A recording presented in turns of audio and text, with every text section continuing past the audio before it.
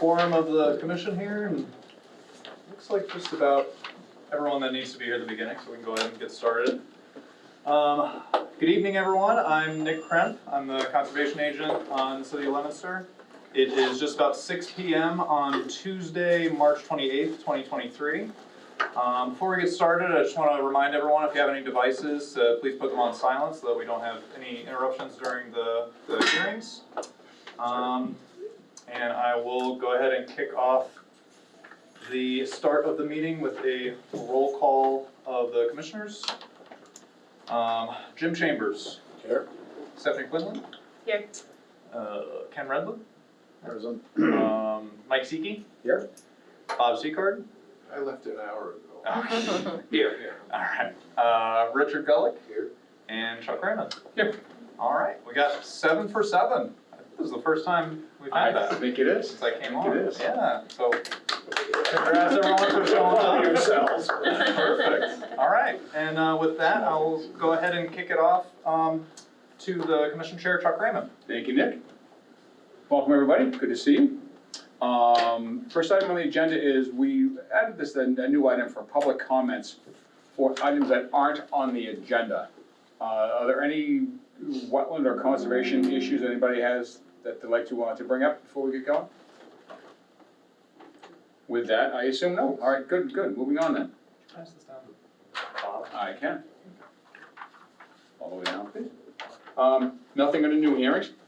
Moving on to continued hearings. Yeah, I'm one of those people who has to read without my glasses on. Pursuant to Mass General Laws, I'll read it into the record. Pursuant to Mass General Laws, Chapter 131, Section 40, the Massachusetts Wetlands Protection Act, the Leominster Conservation Commission will hold a public hearing on a notice of intent for the removal of an in-ground pool. Address 11 Wildflower Road, map and parcel 563-34, DEP file number 199-1172. Anybody here to speak on that? Oh, that's you. Step one. Just introduce yourself. Oh, name sure. and address. Salome Alpert at the address. Yeah. Would you? Yeah, grab a chair, pull it up. Yeah.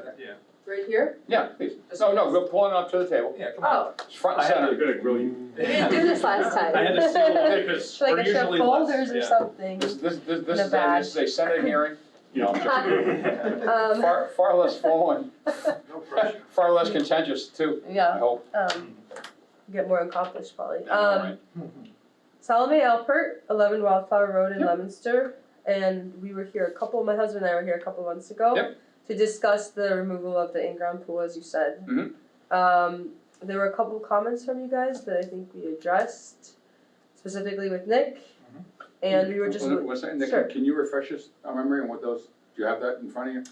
Yes, I think you're referring to the It was erosion. just the erosion barriers, really. Okay. Yeah, so Yeah. the erosion barriers, and I had paid them a visit and clarified some of that, just basically all the downslope Right. areas from the work site will be the perimeter lined with erosion controls in the form of straw wattle, I believe you said. Yeah, and Okay. since then, my husband drew up like a little schematic of exactly where they would go, and Nick said that it looked good, but he would come out and see it before it actually got started. And the contractor actually sent us a quote already for it, so they're prepared. They've like added up the cost, so they're prepared to set that up. Okay. And then we were waiting on the state to give us the number. Yeah, and we've got that right. Yeah. Yeah, that pretty much sums it up, I think, unless anybody has questions. I didn't have any questions. Anybody on the commission have any Does the questions? state have any comments? Nick said there were some minor ones. I believe, yeah, it was just similar to what we had discussed, placement of erosion control barriers and things like that. Just questions leading from, the lack of a formal engineered plan, just some clarifying questions like that. Anybody else? And you didn't bring one of the drawings your husband did? It's not- No, it's not a but professional I drawing. think, I do no, have it wasn't professional, but he did a better job than I did originally. So I think Nick has it. I do have if you want to pass that down. Yeah.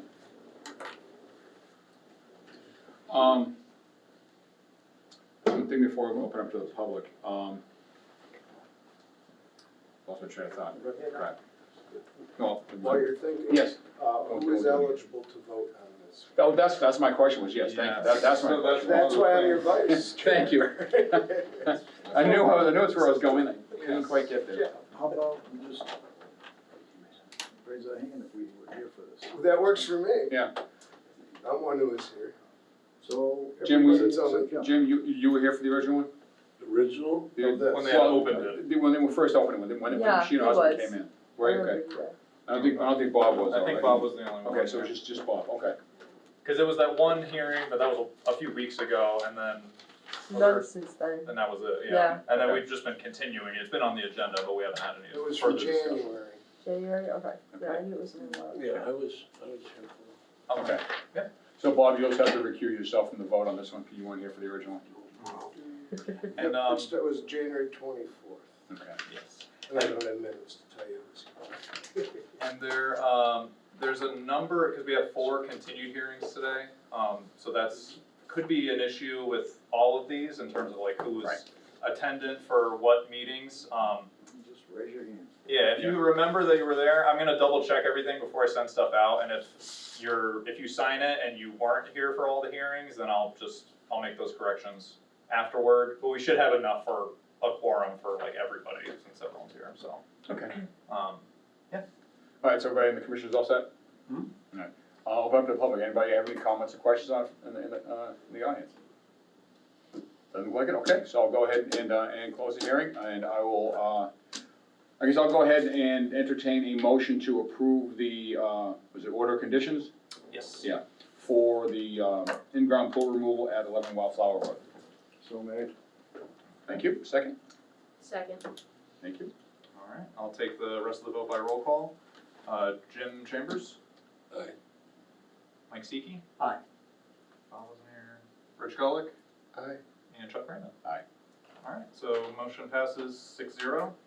And I will get you that order of conditions. Sure, and does a permit follow that, or is that kind of, That is the permit. That is the The order of permit. conditions. okay, and then from then, I just let you know when they're actually gonna come out and set up the barriers so you can give us Yes. the green light? So the order will have, a number of general conditions, and then we also have special, like, rolling conditions that we apply to all the permits.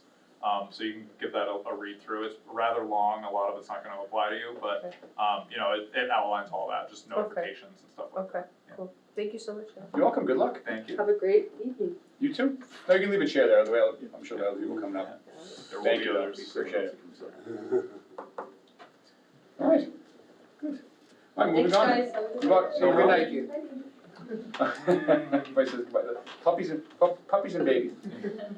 Pursuant to Mass General Law, Chapter 131, Section 40, the Massachusetts Wetlands Protection Act, the Leominster Conservation Commission will hold a public hearing on a notice of intent for tree removal, construction of a coop, and associated machine work. Address 445 North Street, map and parcel 289-1, DEP file number 199-1173.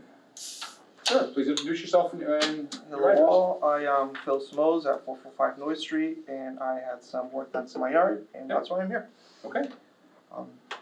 I think everybody on the commission already had a chance to stop by and look at the property with snow, and today, this morning, some without the snow after it's melted. Yeah. And I'm just here to listen to what you guys have to say at this point. Okay. Nick, can you remind us why was it continued just simply for a site walk? Were there other considerations? Yeah, that's right. Yeah, it was continued for an additional sidewalk. Okay, all right. Yeah, I was out there with the snow. Yep. Unfortunately, I couldn't make it one to the one this week. Why does this say for the construction? Coop's already up. Yeah, it's true. Coop is already up. This This is is a technical, this is like. a It's an after the fact NOI, this is what they would have been filing for Yeah. ahead of it. To allow it. Right. Basically. So we're not gonna make them tear it down and rebuild it? Well, that has yet to be determined. It depends on what we permit. That's right. All right, so jumping right in, so I was out, like I said, I was out for the sidewalk, but there was snow, so I wanted to come back out this week, but unfortunately, I couldn't get there. It was today, right? Yes. Yeah, I couldn't get there this morning. So I guess I'll ask the commission members, anybody that was on either of the site walks, were there any comments or questions that you had arising from that, either of those site walks? I've got a comment. Sure. So I've gone out 2 or 3 times. When we went out for the site walk, I'm always kind of suspect that, you know, a lot of cleanup will be done and everything's nice and neat and everything when we arrive, and then who knows what happens afterwards. But I go down that road quite frequently, and I think I've said this to Nick, and I've pulled over at least 3 times, and I've gone on your property and walked up and down the road, and I have to tell you, that backyard is as neat as a pin. There is no waste coming out of the hen coop area. It seems to be well swept. So, you know, I think they're doing a very credible job at maintaining that in a proper fashion. Okay, Thank you. Appreciate it. Rich? I respectfully disagree with my esteemed colleague in terms of no manure going anywhere. That manure, while there's still some on the concrete, a lot of it's right on the ground. That will go right on the ground through the porous median toward the stream. That's where the water flow will go. I am not comfortable that the chicken coop is that close to flowing water myself. You're not comfortable with it that close? Not comfortable with it that close. With being that close, okay, all right. Very close. So- I would not have voted for it had it not been already there, and I'm not necessarily comfortable allowing things because it was done. Okay. If But it should it's that waterway, or stream, creek, whatever you wanna call it, is, to my understanding, is dry for 2 or 3 months out of the year. All the rain that comes out of there is gonna take that poop right into the ground, and some of it's going into that road. That, and in sort of conjunction with that, groundwater does appear to be really shallow there. I don't know if it was any drier when you guys were out there today, but when we were there with the snow, there was a lot of standing water on the property. And I wonder, you know, like if a formal wetland delineation was done and what that map would look like, because yes, it might be contained to the wooded area behind the property, but I think there's a good chance that it extends onto the cleared part. Yeah, I did get wetland delineation done, and I can email those to you if you like. Yeah, that'd be very And helpful. it's got flowing water. Yeah. One of the problems that I see with these chicken coops, and I think this is gonna continue to come up before the commission, because more and more people are starting to have chicken coops. And I think we need a more definitive evaluation of the potential pollution from these coops, rather than just go out there and walk it and say, yeah, it looks like it's gonna end up in the waterway. When you consider the rest of the wildlife that's in the area as well, to include deer, raccoon, coyotes, There are many other dogs. sources of feces, yes, and You know, so- part of our job is we control what we can control. Right, but It's I part would of the rather principle. see an evaluation based on some scientific facts, rather than just, you know, a walk by and an opinion. I mean, Well, if you're concerned about coliform pollution, then let's get some numbers. Yeah. Jim, you had your hand up before. Oh, I wanted to ask a couple questions. One, excuse me. How is, the chicken waste disposed of? In my trash barrels. So, so the enclosure, there is wood shavings on the ground, and that absorbs pretty much all of the waste, and that goes in the trash. However, on the fenced-in area, it just pretty much stays there. There is, underneath the fence, there is cinder blocks all around it, so it prevents dirt and or soil from moving because of the cinder blocks, but it does help. Do you know if is the coop built on a piece of the concrete foundation? It's built right on top. Yeah, well, I know, we saw that the foundation extended beyond it, but it's built on top of it. Yeah, it's right on top of the concrete, yeah. Do you know, are there footings There, for that? I don't know, I'm assuming the concrete foundation already had footings, but as for the chicken coop, we did no digging for footings or anything like that. So it's, in theory, a tornado can lift it right up. And, just one observation. You talk about wetlands. I believe, depending on the determination of the delineation, that, there should be allowance for, apparently I talked with the homeowner, that he had wanted to put more soil on there. And, there was an issue with that, so I just, Yeah, Some soil on the yard, soil on where, on the yard, okay. so going off what Jim said, just something that came out of the site visit today, Phil had mentioned in his speaking with Angela, the previous conservation agent, in the last summer and the previous summer, they had discussed what he can and can't do on the property. And it seems to me that she told him a number of things that he's allowed to do, that he might not necessarily be allowed to do without an NOI filing, and some things that he wouldn't be allowed to do, that he understood that he wasn't able to do under any circumstances, but he might have been able to do under an NOI filing. I think it was the goal of the previous agent to advise him into work that he could do without filing a permit. And I think that he was misinformed in a number of ways. One of those that Jim is referring to is, Phil, and you had said that you had asked Angela about bringing in some fill or some soil to raise the level of the yard, because as the people that went on the site visit today had seen, there's a lot of standing water in the yard, in the grass area. Angela had told him he can't do that, or that he would need to hire an engineer ahead of doing any of that.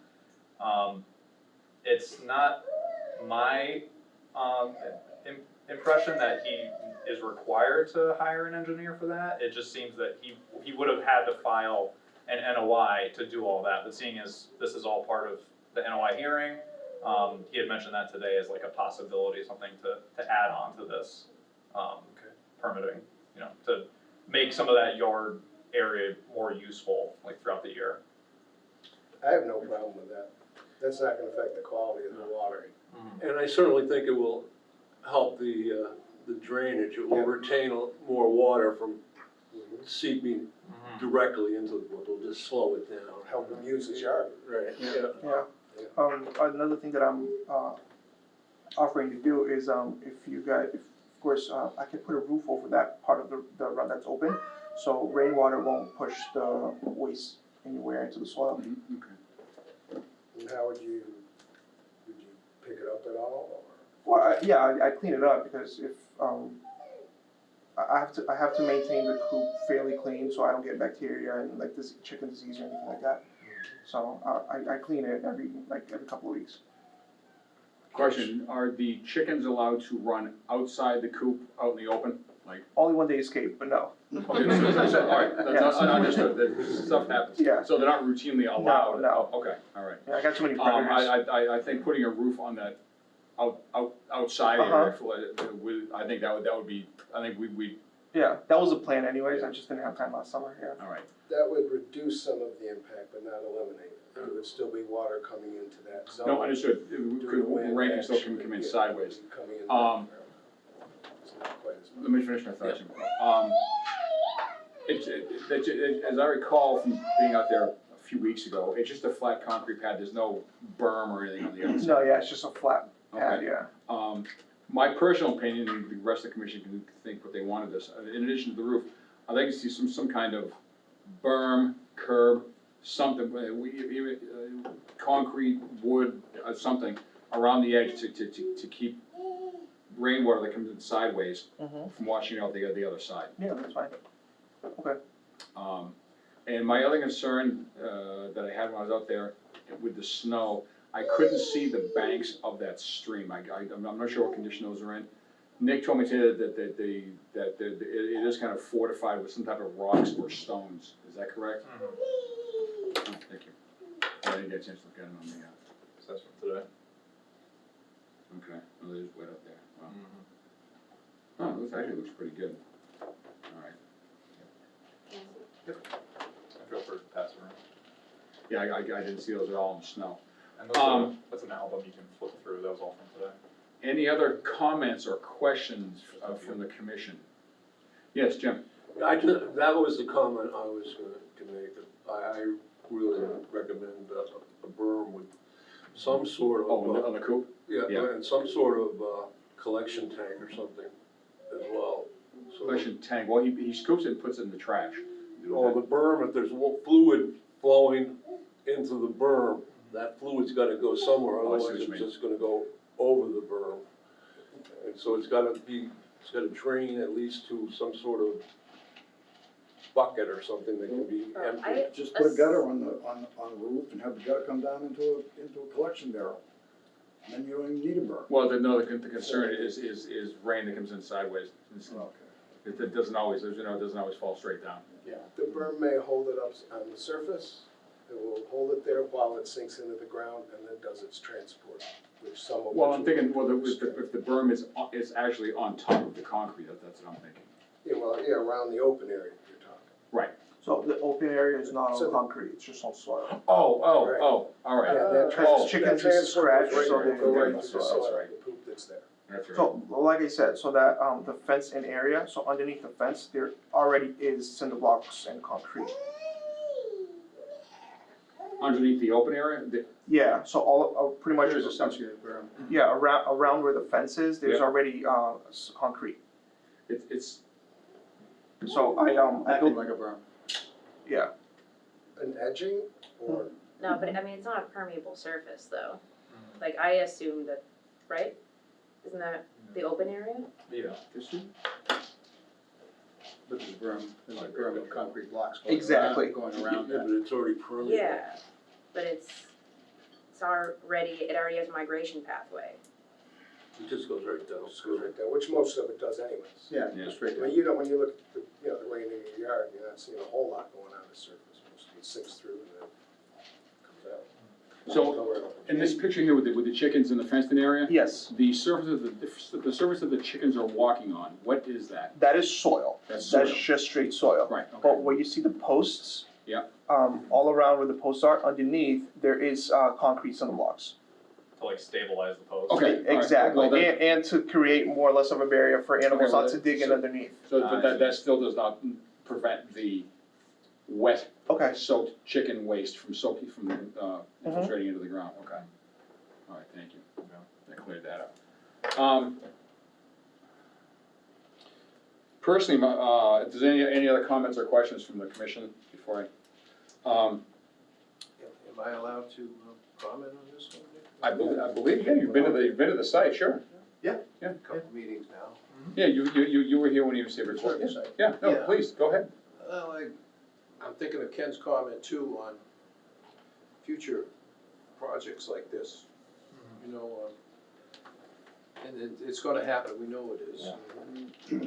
And basically, unfortunately, your yard is a concave it's a bowl. hole to permeate, you know, most of the yard had surface and water on it. You know, it's gonna flow.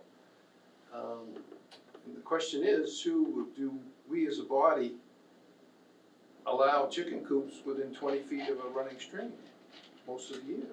You know, that is a concern. Good point to test, you know, I don't know how we can prevent it. You know, I was the first one to suggest last meeting to put a berm, you know, but I didn't see the site and see how close it was. I don't see how to mitigate this at all, other than move the coop. I really don't. Is there anywhere else on the property that you would consider moving the coop to, farther away from the stream?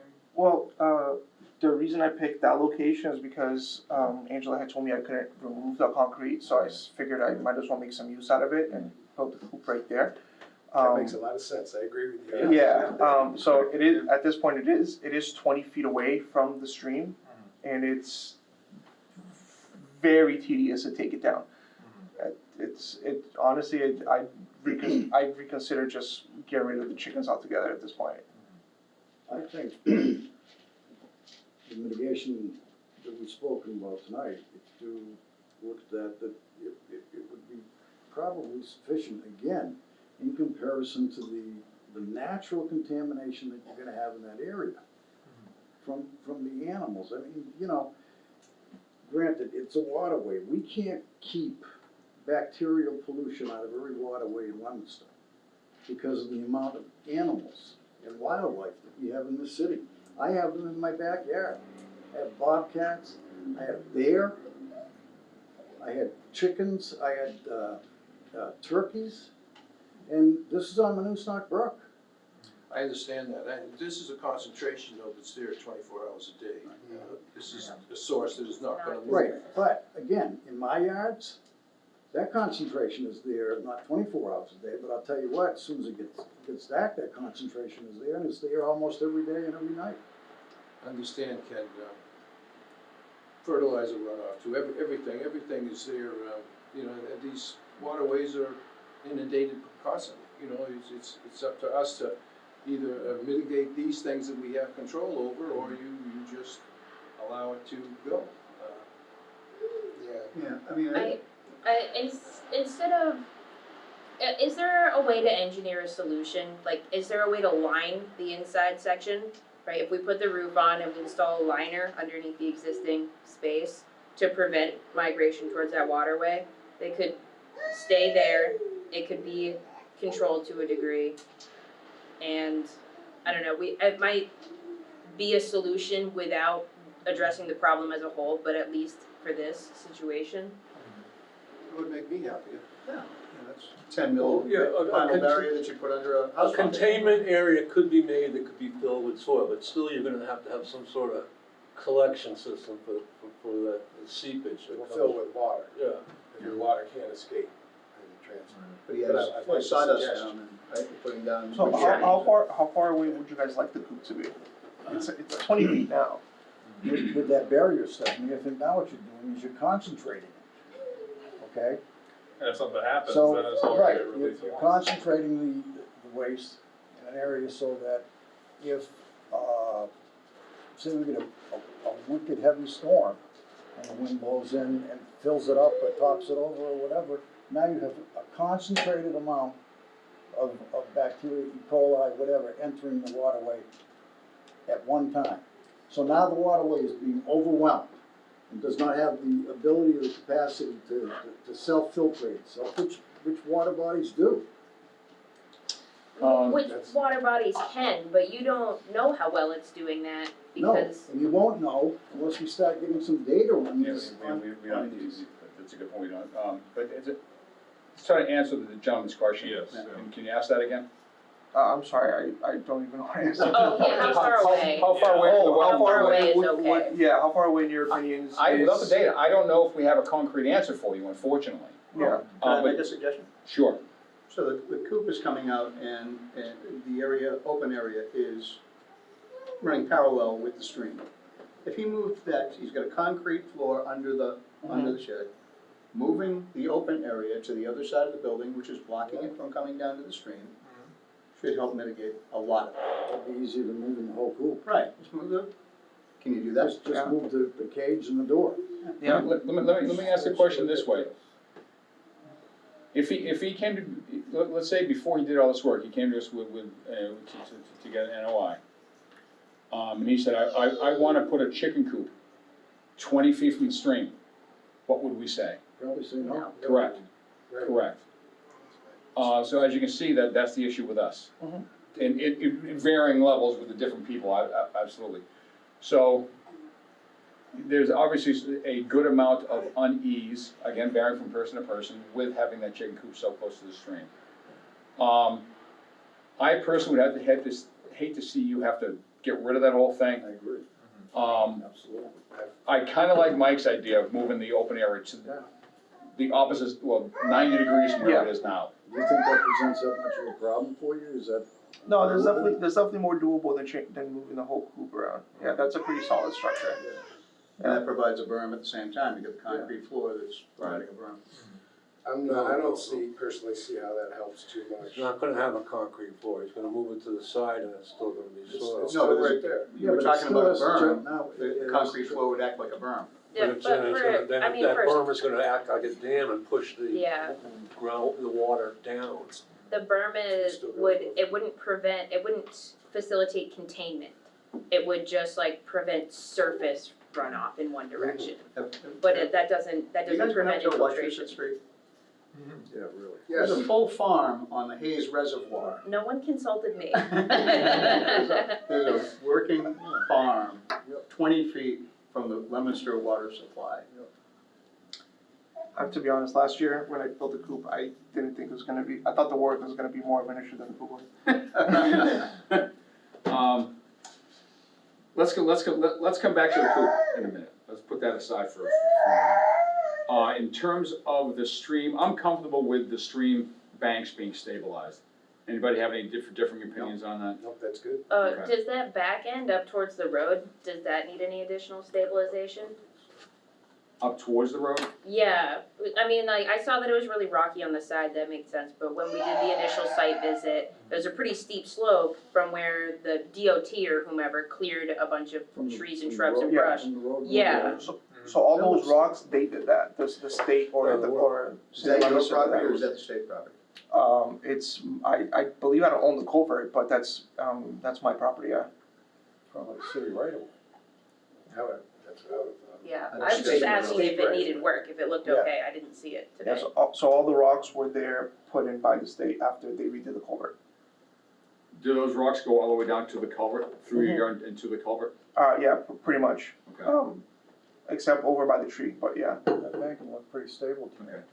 All right, so I'm pretty comfortable with the bank being stabilized. Jim? Oh, well, a couple issues though. The bank is pretty stabilized, except when it makes that bend. And he's got rocks against where the water will flow to, but it's not, there's no rocks on the Okay, opposing okay. embankment. So the water curls around and then goes down into the culvert. Okay. Now, the culvert, you know, I'm a kind of forensic engineer, so I go back and I look at stuff. I haven't been able to look at this, but that culvert is there because of the road. Right, that used to be just an open, Open tube. whole open valley or whatever for that stream.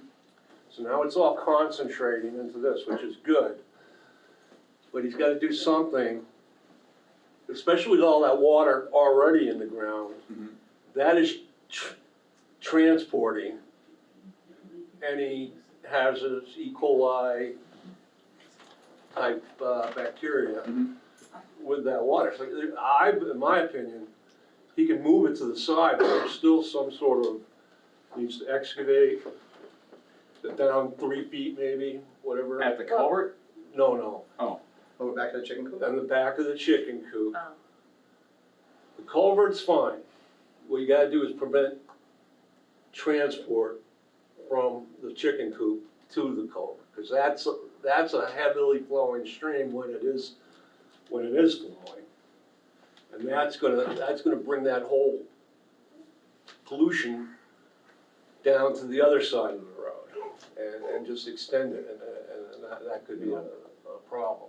The city has a mechanism, the DPW or National Watershed Association, you would know this, Chuck, to get somebody to go out there and actually sample that water and running coli on it.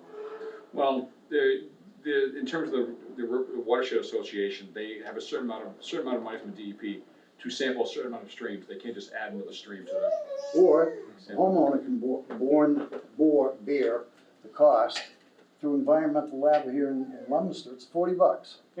He costs $35. Now, if this is But- gonna be a major but- problem, I'll pay for it. Well, the whole thing is though, even if they find E. coli in the stream, it doesn't necessarily mean it's from the chickens. It can be anything Yeah, upstream you from the can't- chickens. Right, but it would certainly give you a background reading at And this if particular there's time. nothing there, then So, sorry to interrupt again. No, that's Over by the culvert, there was, when we first moved in 4 years ago, there was a tremendous amount of trash and just garbage left by the previous owners. When the city redid the culvert, they did an amazing job, but they never removed the trash. I had to pay to dispose of all of that. When my landscapers were working there, they dug about, I think I sent Nick pictures and invoices. It was close to 30 tires that I had to go to Town Fair Tire and dispose of and pay like at $4 a tire just to dispose of it. So that was, I feel like that was a lot of money. And even though I did all this work, I'm trying to make the yard a lot better. I feel like in the end of the day, I'm almost like being punished for it. I guess no good deed goes unpunished. But I don't really necessarily know the solution here. Can you tell us how you feel punished, sir? Yeah, absolutely. I feel like I've been investing my time in the past 4 years doing manual labor Me, my wife as well. My parents comes over on the weekends and they try to help me out as well. And we try to clean up the yard. We try to make it better. And I'd like to just add to that, you know, he's only, as far as I've seen, he's been very responsive to me, and he's only acted on, in response to what he's been told by previous people. And As far as I can tell, no one has been opposing anything other than the chicken coop. there was a rabbit coop when I first moved in that I tore down myself. I have pictures to prove that as well. So the rabbit coop was on the property as well. I don't know how long it was there. There was fisher cats living in it. Like when it snowed, you could see the black fisher cats just jumping in and out. You could ask any of my neighbors, they'll tell you the same story. But I don't know. One of my concerns with the coop is if it's not just that it's a coop, the concept is if somebody does something that's really against what we would have wanted, we just let them do it. Because Yeah, I know. it just opens it up for somebody else to go and build one now, because, well, I already have it built. So now you guys aren't gonna take them out, and you kind of undercut the commission's purpose or Yeah. authority in that manner. And that troubles me, Again- and we do have the precedent of the 689 Wachusett Street. The solution there was it was moved out of our jurisdiction, which is 100 feet away. But that's, you know, the other part of this is, I'm sure that he didn't move into that house and say, you know what, I know it's against the law No, to build It isn't this against chicken coop, but no I'm one's gonna build accusing it him of anyway. that. And they didn't accuse him of knowing it. I don't believe that she told you you could or couldn't. I'm guessing the subject didn't come up with Angela. Yeah, you know, I think that, So- one, we don't have a bylaw, we've all talked Yeah, about and that. it's- Chickens are allowed in the city ordinance. Right. Clearly, in the city But ordinance. not necessarily within the zone. Right, but people don't Not understand. everybody knows that. I They mean, don't know that. I don't wanna You confuse know, when this issue with another one Yeah. where it was right in the watershed. I mean, don't think there was any malicious intent here. No. That's No, what I'm no, saying, and the non-malicious intent stems from the fact that he was not aware of the Wetlands Protection Act, which a lot of people aren't. I think we're covering ground that's already been covered multiple times. I'd rather kind of nip that in the bud at this point. I'm sorry, what's your last name? Samos, Smos, thank you. May I ask this question pointedly? yes. Would you be averse to getting rid of the chicken coop? This would Um, make this a whole hell of a lot easier. I really enjoy it as a hobby. All the money from the chicken eggs goes to my son's piggy bank. I mean, I'd rather not, but I mean, if you guys tell me I have to, I don't really have a choice. Would you be averse to moving it? I know it's a pain, but would you be averse to moving it The farther whole away thing? from yes, the whole thing, farther away from the stream? Could I get rid of the concrete? I mean, Yeah, I don't see. a I don't problem. see why not, Yeah. honestly.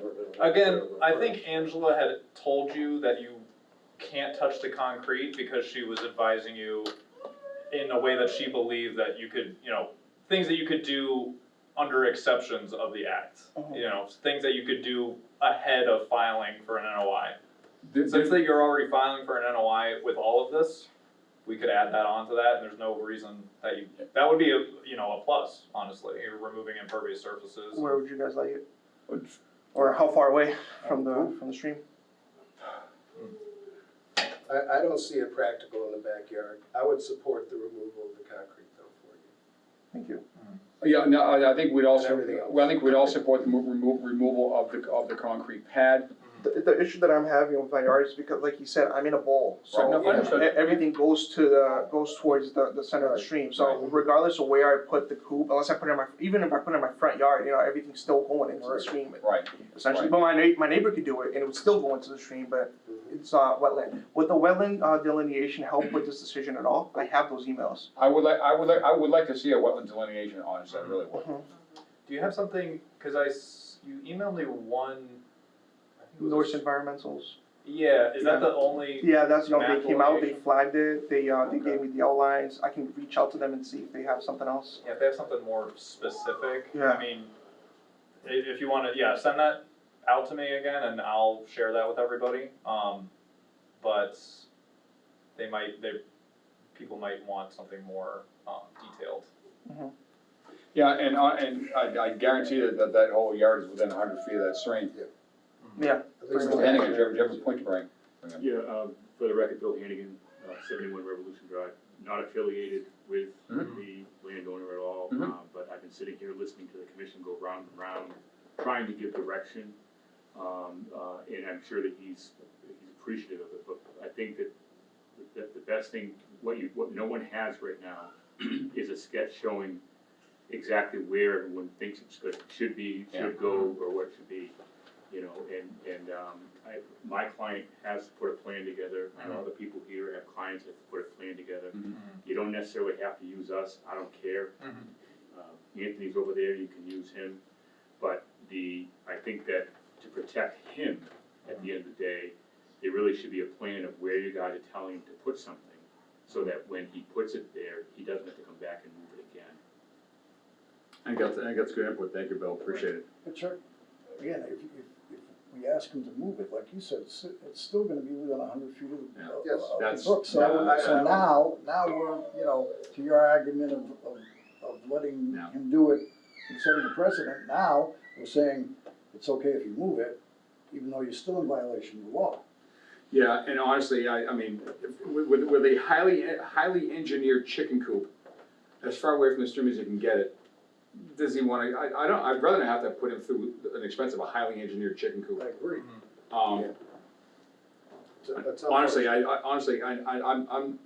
I personal opinion, I would like to see possibly some minor addition of rocks to stabilize the stream bank. Get rid of the concrete pad all you want, we can condition that activity.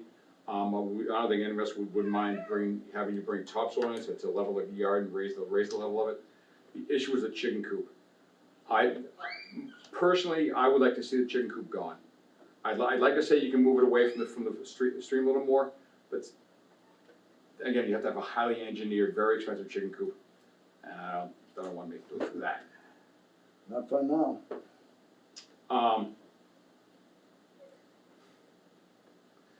I think we're gonna have to continue this, because I think we all wanna see some type of plan. Okay. Where, the wetland delineation, if you do propose to move a chicken coop, where would you propose to move it, that type of thing. Does that sound good to folks, at least to try to move this forward a little bit, Rich? I'm kind of like you, at least if I'm hearing you correctly, I'm not very interested in the moving of it. I would like to see the delineation, to me, it's just flowing water, creek right through the middle of the backyard. Right. Just what you're stuck with in the backyard, Yes, so. terrible place. I don't mind the continuance in that sense. Okay. Gives us another 2 weeks to think about it, but you're not here at the next I'll meeting. be, that's okay, but you all will be, so. Jim? Well, I don't wanna hold false hope, because, I do not believe in the chicken coop.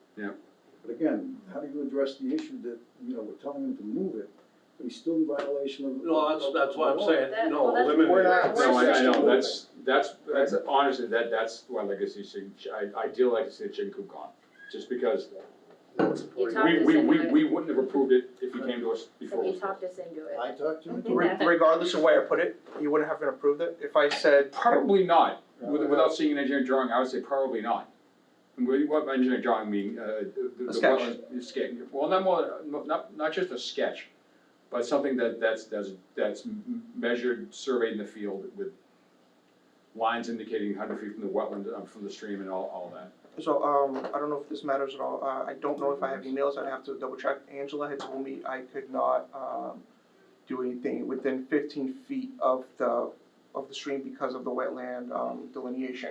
But that was a number that she kind of like just threw out there. Yeah, I don't know what 15 Well, feet, so, yeah. so she said 15 feet, but, that was a guesstimate on her case, and then she says, you're gonna need the yard to be flagged.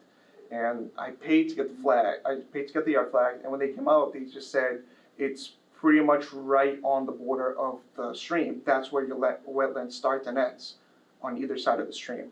Well, like, based on, do you know what, based on hydric soils, do you know what it's based on? I'm not sure, I Probably can based on reach out to the, vegetation if they're making. I can reach out to the flagging company again and find out. Yeah, we'd like that. The only out of letting him move it or whatever, and us approve it in deference to 131 would be if there's some testing of the water before that happens. And I'm not talking about one test, I'm talking about a couple of tests, upstream, downstream, and let's see. Like after a storm, we go out and grab a sample and see how much the numbers change. You know, you'd have to monitor for several different parameters. You'd have to set a pulse study for it. And are we gonna do that with each case? Is it What gonna are we have that? concerned about? I mean, the biggest Normal concern things that here are- that I'm hearing is that we're concerned about the waste from chicken. Yes, the stuff that's in the waste. But I'm not suggesting that you do nitrite, and DO and BOD. I don't think, you know, Phosphorus is a key thing with chicken waste. That's one of its major pollutants. Along with, but of even course, that, even at that, this is a feeder stream that goes off into the woods and eventually ends up into the Nashville Past the River. train tracks too, with all those chemicals. And the amount of discharge that's going into the Nashville River that could be attributed to this particular group is probably a lot less than what the NPDS permit is for the wastewater treatment plant. Ken, you. that's required, Ken, this is not. That's required for Okay, civil. let's, Yeah. very, Go ahead. I wanna try and nip this in the bud, cause I think he's here a lot longer than he's expecting to, I'm sure. The baby's kinda pissed off. We can go back and forth about the parameters, but being logical about the levels of phosphorus or E. coli, whatever happens to be. Bottom line is, if he come to us with this plan beforehand, we wouldn't have, I'm pretty confident we wouldn't have allowed him to put a chicken coop there. It seems to me that we have one or two options in terms of chicken coop, either get rid of it, or come back to us with a plan to try to put it over there as far as you can from the stream, and see what we think. But I'm So very. The problem is not even the chicken coop, the problem is just the chickens. Forget rid of the chickens, in theory, Yes, just sir. leave the chicken coop alone. Yeah, well, yeah, The shed's nothing. It's the- it's yeah, the- it's not the shed itself. Yeah, I don't even wanna deal with the labor anymore, it's, Yeah. you know, So I that's, spent a whole summer building that thing, so. that's the predicament we're all in, including you. Yeah.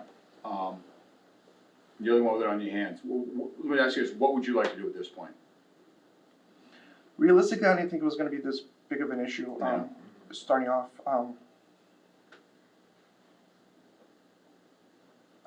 don't know, I would love to do some research. Okay. Okay. All right. And you're free to do that. Okay. So it looks like we're gonna need to continue this, so how long would you need to do that? I would love everybody to be present with the next meeting, Okay, so. oh, if then you- if I'm you- gonna be gone the next two I can wait a meetings. month, oh, okay, I can wait a month, I have that. All right, It gives me more time, actually. all right. So the first meeting that we would expect everyone, including Chuck, to be back would be May 9th. Is everybody okay with that? Hold on. Yeah, let me double check.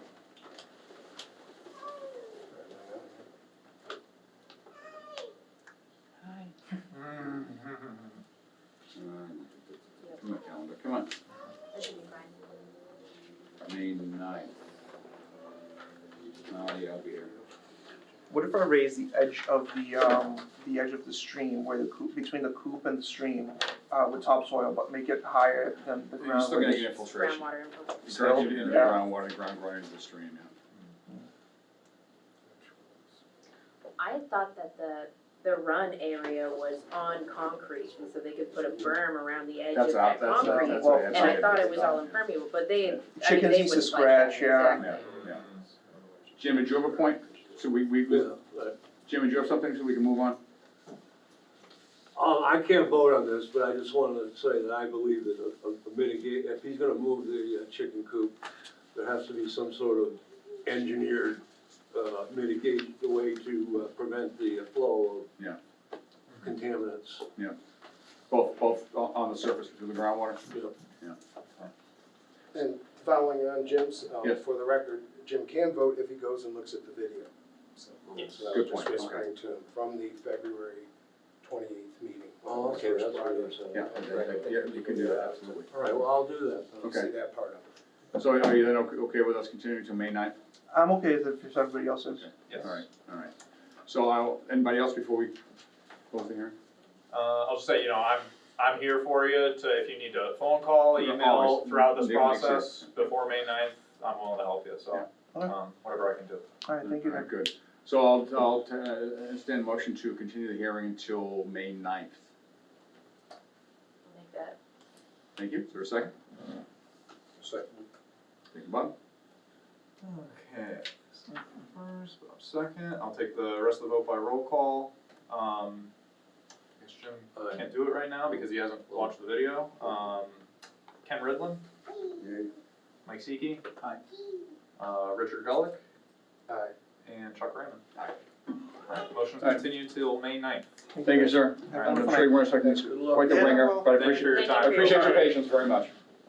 Thank you, everybody. All right, anybody need to take a bathroom break, a bio break or anything? You know, okay, let's take a 5-minute break. Welcome back, everybody. 30 seconds. But that's a number. All right, so if we're all set, I'll move on to the next one. Again, read this into the record. Pursuant to Mass General Law, Section 131, Section 40, of the Massachusetts Wetlands Protection Act, the Leominster Conservation Commission will hold a public hearing on a notice of intent for the construction of a single-family home and associated site work in the riverfront area. Address 99 Granite Street, map and parcel 542-9, DP file number 199-1171. Sir. Good evening. Good evening. For the record, Bill Hannigan with Hannigan Engineering. Thank you, Bill. At the last meeting, we reviewed the plans for the construction of a single-family dwelling. There were some questions that we have some answers to. I tried emailing this over today, but our server went down, so it wouldn't go through. But the DEP ended up asking pretty much the same questions that you guys asked. So I'll briefly go through. They must be very smart people then. Very smart. They probably tuned in and then said, you know, let's follow It that. happens to us all the time. Yeah. Right. So the first question that they asked was, what is the cumulative riverfront area that has been impacted at this location for previous projects since 1996? Will the total riverfront area impact from all projects since 1996, including the current project, exceed 5,000 square feet? There's been no construction on the site since before, I mean, the house to the right was the original house that's on there. And so there's been no construction activity on the site since well before 1996. So that's really the first part of that. The second part is, it appears to be a discrepancy between the notes and the plan from the notice of intent in regards to the riverfront area calculated plan since 2960. The delineation says 3647, which you picked up on at the last meeting. During after the review, I went back to the office and I believe I emailed this part of it over to you, that the 2960 is the correct number. Okay. But that's the permanent alteration. On the back side of the project, there's a foundation drain that's gonna go out into the woods right here. And I calculated that at about 35 square feet of additional. So my recommendation would be that we would call it 3,100 square feet in the permit. So that way the permit has the number that we would be utilizing for the project. Okay. For the amount of disturbance. So so for the foundation drain, that's just the square footage of the ground that the foundation drain would impact. That 75 square feet would be for the construction of the foundation drain, which would then be restored, basically. Oh, I see what you mean, got it, okay. Yeah. Yep, So this would be permanent alteration in this area here. Yep. And this would be temporary. okay, But the total, including both, would be around 3,100 square feet. gotcha. I guess I'll just stay up here. We talked about the claim within the side street here. Once again, this is a paper street. So they would have to get the rights relinquished and all the other people that have rights in that road to be able to move the property line, to be able to move the setback line, etc. So that's a pretty daunting task that doesn't always happen in a favorable way. So we mentioned it, but we did not pursue it. Okay. I thought that we decided that didn't need to be done. Correct. Yes. So we're not doing that. Correct. We're not. Okay. It was one of DEP's comments. Right. I'm reading comments that are from DEP, which we most of the, like I said, we discussed at the last meeting. So then the question came up about the no alteration of bordering lands if the flooding is proposed. The sold pile would be considered fill to the bordering lands of the flooding and should be removed or compensated for. This was performed well before this applicant came in. I'm not sure where the stones came from. We talked about this at the last meeting, that we felt there'd be more harm than good to take it out. Right. Okay, so we're basically just saying the same thing. And then the commission should refrain from issuing the order of conditions until the certificate of compliance with the previous filing has been issued. So we looked at that today, and I just talked to Jude about it. The original order, for us to file a certificate of compliance request, has to be recorded. So the original order was never recorded. He has the original, so what we're gonna do is go back, record it, and then submit the request for the certificate of compliance. So that'll be forthcoming, but we'd appreciate if you didn't hold up the order for that work to be done. Right, because the request for certificate of compliance, you just be requesting to show, the work that I've done anyway. Exactly, which nothing we've even all- started, yeah, right, we've nothing seen. even started, so. So, would we advance towards that by closing the hearing, but contingent upon getting that? I think what you could do is you could close the hearing, issue the order with a condition that the previous order be. That's what I'm saying, Yeah, You could right, add it, yeah. add it. as a You condition. worded it much better than I did. Yeah, and then we I agree. would submit that, we could do that, basically do all that stuff tomorrow.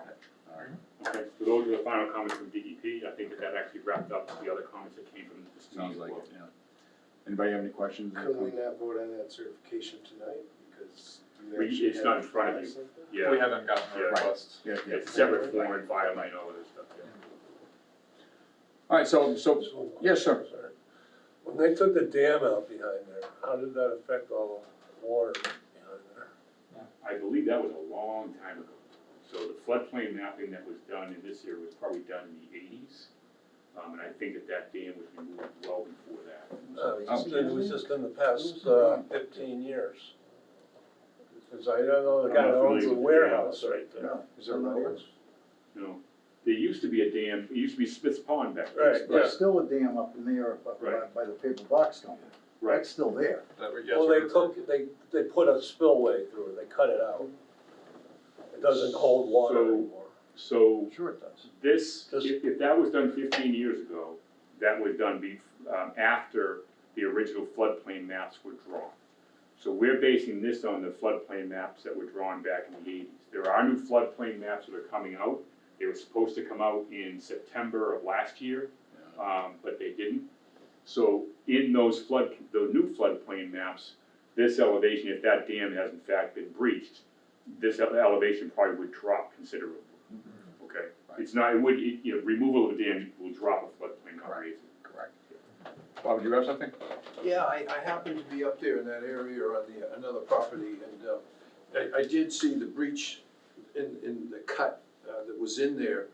It's not that wide, and if something like down trees like we've had blocks that, that's gonna flood up pretty good. You may wanna pay attention to that, but the dam is still basically there, except they've got a cut maybe 5-6 feet wide.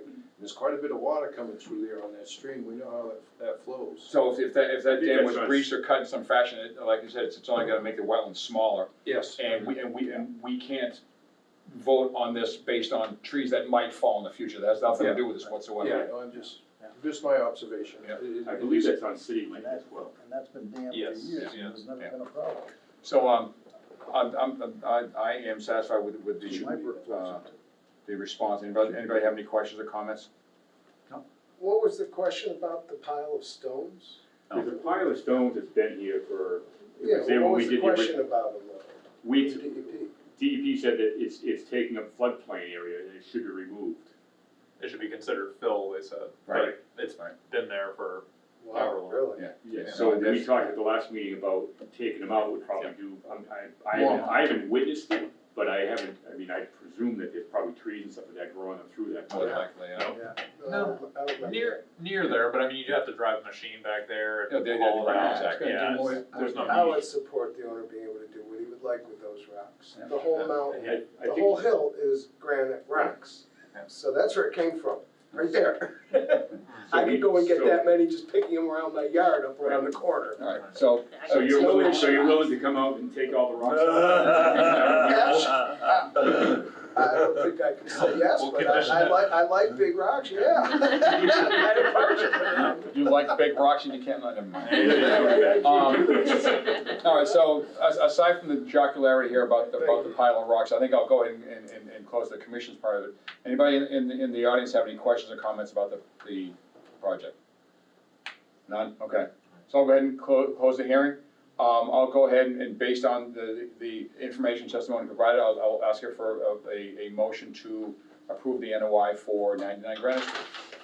I'll make that motion. With the condition regarding the certificate of compliance. Correct, with the condition that we will vote on it, but it's contingent on getting that previous certificate of I will make compliance. that motion. Thank you. Second? If I may, before you finish quite with the motion, Mhm. what is the timing on that? Does it all, Yeah, how long is that? nothing can be done before the certificate of Yes. compliance? Yes. Well, Yes. the order would be issued, then there'd be an appeal period, so we presume that that's for the file. Yeah. That we presume that the work would not start until the previous order was, released by the commission. That's typically how it's done. Correct. Sorry to interrupt. No, you, that's sir. okay, you're welcome. Good question. Glad to clear anything up. I'm confused sometimes myself. So we've got a motion, we have a second. I will second that motion. Thank you, Stephanie. I'll take the rest of the vote by roll call. Bob Seeger, you were here for the previous hearing, yes? Yep. So, Bob Seeger? Aye. Ken Ridlin? Aye. Jim Chambers? Oh, no, he was not here. Excuse me. Yep, Richard Gulick? Aye. And Chuck Rand? I vote aye. Alright, so that is 6-0. Order is approved. Thank you very much. Thank you, Bill. Congratulations. Do you have to record Good an luck. extension? Jim? Write it down if you have to. Yeah. My questions. Thank you, gentlemen. Thank you, everyone. You know, Thank that you. was pretty good. All right, moving on. All right, the last of the continued hearings. Pursuant to Mass General Law, Chapter 131, Section 40, the Massachusetts Wetlands Protection Act, the Leominster Conservation Commission will hold a public hearing on a notice of intent for the installation of a gas main in the riverfront area and beneath Manusnock Brook. Address roadway between 508 and 592 West Street. Map and parcel NA. Yeah, it's public roadways. Okay. DP file number 199-1170. Please introduce yourself. Hello, everyone, again. My name is Carolyn Gorse with BSC Group. I'm here on behalf of the Boston Gas Company for the project that we last talked about 2 meetings ago. Brief recap, you just described the project very well, but it is the installation of a 6-inch diameter plastic gas main beneath the roadway to replace the existing cast iron line that is attached, exposed to the outside edge of the bridge. The replacement gas line would be installed via horizontal directional drilling. So it would be installed about 5 feet, as I believe that's how much it was, 5 feet below the concrete footings of the bridge. Did I get that right? Do you know how far they're down? What's that? Do you know how far they're down? Ooh. How far they are down? How far will the total drill be? Well, from that elevation, it would be 5 feet below that. So, but we don't know, okay. I'm not sure exactly what that elevation Please is. go on, I'm sorry, I didn't mean to interrupt. Yeah, that's okay. But at the end of the meeting, there were lots of questions about the horizontal directional drilling process and the materials used and the safety data sheets. So I did follow up with Nick. Some of the questions that you asked before were what type of bentonite is used, calcium or sodium. And I sent some follow-ups in an email. So the contractor will be using sodium bentonite. For polymers, they'll be using no sag and quick trawl, and they will not be using surfactants. And we sent those those data sheets to Nick in the form of an email and PDFs. I reviewed them briefly, and it appears that the health risks associated with those materials are only when they are dry and inhaled. There's The dry powder. the dry powder. Yeah, there's material irritation if it gets into your eyes, if it gets on your skin. But the true dangers are inhalation. I think though, Ken, correct me if I'm wrong, but I think his main concern was not human health risk, but eco risk. Correct. Any information on that? Not that I found in those material data safety sheets. They were described as, under the frack out plan, as non-toxic Okay, in that respect. okay. And But again, that's probably human health versus eco, but point taken. Right. I can add anecdotally that I've read in researching filling wells, decommissioning old wells, that they suggest using bentonite Right. as that. So, I mean, if there is a major eco risk, one would think that they Right. wouldn't recommend that. Bentonite is used to gravel pack Right. water That's- wells. That's when it's sitting there, Mhm. okay, not gonna go anywhere. Mhm. It's not when it's being released into a water column by accident, by an inadvertent return. Right. That is my major concern. And that is the contractors and the gas company's major concern as well. And as with any kind of gas installation, whether that be trenching within the roadway, attaching it to the side of a bridge, any kind of gas installation has inherent risks, which, you know, both the Boston Gas Company and the contractors do their best to mitigate for those risks by the adherence to a frac out plan if an inadvertent release happens, by constant environmental monitoring while the drilling is taking place, before and after the installation of best management practices and erosion controls. So there is inherent risk with it, but it's the same risk as there would be to install or reinstall a gas line underneath the roadway. I think that the benefit of the project outweighs the risk personally. Nick, would you be, you don't have to be there constantly, but at least at the start of drilling with the drilling muds, is that what they're called? Yeah. Would you be willing to be on site just to inspect that, to see how it goes when they first start doing that? Sure. If that's not too much of a burden for you for us to condition that I'd be there at the start, I don't have any problem with I that. would be very happy to give you those start You would dates. be there too? Oh, definitely. Kevin, Yeah. Kevin would like to be there as well. Sure. Yeah. Okay. That good with you, Ken? Yeah, that's fine. Okay. That's great. Anybody else in the commission have any questions, comments? I think one of the other things that we brought up the last time was that we wanted to confirm that there would be environmental monitoring taking place during the duration of drilling. Yes, we have environmental inspectors through both the horizontal directional drilling crew and the Boston Gas Company National Grid And they will be on site. on site all the time, yes. And the other thing is that you have a general contingency plan listed in the NOI. Mhm. And it says that the contractor will supply a site-specific Yes, and that was contingency plan. submitted, I believe, yesterday Okay. with, Yeah, Nick, I'd like to Yes. see that. And then just as a matter of reference, a couple of things. The pipe that's being put in, the plastic pipe that's being put in, you know what the composition of that material is? yes, I do. HDPE, I believe it is. Let me just double I check. think that's what you said last time. Yeah. And with like 3/4 of an inch thick-ish? Is that how thick it is? Oh, I'm not exactly sure how thick it is. No, the diameter is 6 inches. Okay. Yeah, don't worry about it. And then the slurry from the operation, where will that be dewatered, Carolyn, on site? It would be, if it was dewatered, yes, it would probably be dewatered on site outside of all resource areas, either uphill or, well, let's see, I'm not sure if it was dewatered, it would probably be at the entry pit site, not the exit pit. Either way, it would be within the roadway, either into a silt sack surrounded by, So the pits are gonna be dug in West Street. yes. In In the roadway. It goes under the bridge footings. And so that dewatering would take place outside of the buffer zones. All right. Anybody else have any comments, issues, questions? The only other thing that I suggested in the last meeting was that, I know that Boston Gas would probably like to start the work right away. I am object to the work being done until July or August, when the flow rate in the brook is at its lowest. Mhm. That's the annual lowest. So that if there happen to be an inadvertent return, or whatever, or, an escape into a fracture that you don't know about, Yeah. that will minimize any damage to the brook if the material happens to make it into the brook. Rich? Wouldn't you rather have that during the higher flow periods?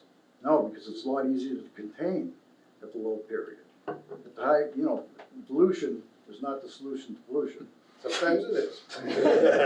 Not in my Absolutely. I'm not sure what the exact planning is on that. I know that, as soon as we get the order of conditions, we would have to wait for it to be recorded. Let's see, it's already almost April now, May, June with setup. I'd say there's a good chance that this wouldn't happen until June, but I can't say for certain. Well, I would ask the commission to make that as an order. That's something we could do? I would avoid that myself. I'm sorry, you what? I would avoid that, Avoid Why? what? avoid holding them up for Okay. that particular I reason. wanted to make sure I knew what you were avoiding, okay. I'm not convinced that that would be needed on that contingency that we're gonna hold up the schedule. Do they do that at every other one? That hasn't happened to us before, but I know that, and this is not the only time constraint that they're working with. I'm sure they have to find police details and figure out the traffic details, that if one of these pieces was delayed for this reason, that it could upset the schedule in other ways. So, Yeah, I personally don't, I'll make the motion, but I personally don't see a need to put this off that far. It's probably gonna, like you said, probably gonna go till June anyway, so. I think that would be sufficient, so. Could I ask a question Sure. about the controls? sure. So I was out there again today, and it's kind of a unique site, as you probably can well imagine. You're drilling in the road. The road is sloped, and the brook runs right along the road, so the erosion controls there with silt, that is fine. But if you look at, it looks like a drag strip in the pictures, but when you look at the actual site, the entry and the exit holes are higher, of course, the brook is at the lowest point. And so flow going down, if the worst were to happen and say an overwatering or something is coming out of one of those entries or exits, it's going to flow directly towards the brook and off the bridge. Are there different controls that you use in a impervious environment? Usually it's either straw bottles or silt sacks. We cannot put a That- stake in them to get Yeah. them in. Usually compost sacks are a bit heavier and Okay, come into more contact with the ground. okay. So I believe those are, we recommend that they use those on impervious surfaces such as roadways, And, around the perimeter of the one of entry the and exit things, pits. one of the things that I read was that the most common occurrence of problems is when you are not, that's why I asked about the depth, is when you're performing HDD at under 20 feet below the surface. So that's why I was curious about the footings, because there seems to be a higher incidence of problems when it isn't deeper for some reason, and I don't know what that reason is, but, and that was in your document, and the Google doesn't lie, so I'm not curious. I'd be curious, just curious, I'm not gonna hold up anything, but I'd be curious as to the actual depth, if you could find that out. Yeah, I can double check that and follow up. Okay. So you're gonna use, for erosion control on the roadway itself, you're gonna be using, what'd you say, compost sacks? We recommend the compost sacks. Straw wattles can essentially function the same way. I know But that you they said have that more they don't, access. the compost sits better on the roadway, so. Generally, yes. Can we, we'd like to make that a special condition, so. Yeah, Yeah. and the other thing that kinda came to mind, and everybody please weigh in on this, cause I am the rookie here. But I saw that the one contingency component that struck me was the vacuum truck, which may or may not be used. And that's on 24-hour notice, but it really, it says that it can be delivered in an hour. A lot can happen in an hour. Is there any way to make that available during the process? More available than it already is. An Well, hour, like you a said, lot can yeah, a happen. lot can happen in an hour. A lot can By the happen. time the Yeah, truck, if you yeah. have a major spill, by the time the truck gets here in an hour, Huge gone. financial nothing- burden to ask them to have an emergency response team. Just Like, no, we're not asking for the on-site. team, we're asking just for Well, the just vacuum. the vacuum truck. Yeah. But like, having that vac truck there means they can't use it for other jobs. And there are not a lot of vac trucks and operators on the road right now. Okay. That would be a very expensive, condition. They actually Potentially can't- harmful elsewhere, They can't have Yes. it they're tied used, up, yeah. they can't have it used for other jobs if they have to have it reserved to. Exactly. Right. Exactly. So it has It's to gonna be be available available for in an the hour, day. right. We would be asking them to pay to have it there. And I can't weigh in whether that's needed or not. That's Yeah, not, that's what I'm, I'm not the weighing in impression whether I it's get. needed or not, I just threw it out there. I- because- Yeah. Look, a lot Okay. can happen in an hour, but Mhm. like emergencies happen and emergency response crews are pretty well trained to triage when they get to a site.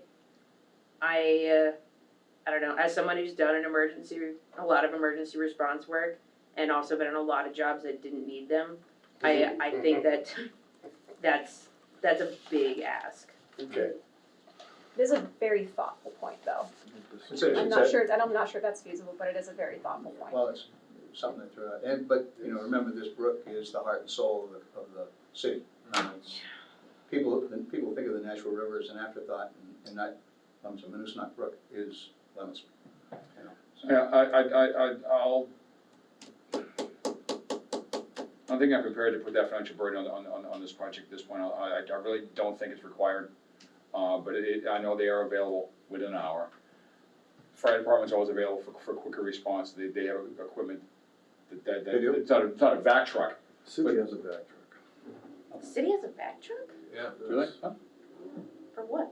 Probably In my backyard twice. Because it had the money. Clean storm Okay, all right, so They knew this we, problem was we, gonna come. we, I think we've got that resolved then. Yeah, I think we're. All right, so special conditions, before I get to that part, my God, that part. So I'm gonna, unless there's any objections, I'm gonna close the commission part of this. Does anybody in the audience, have any questions or comments about the project?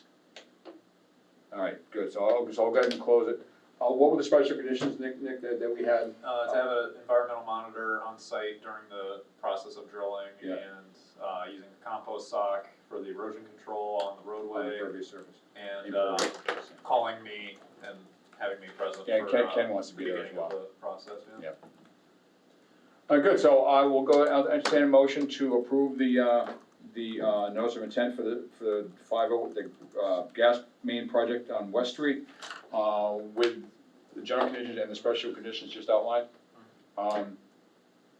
Is there a motion?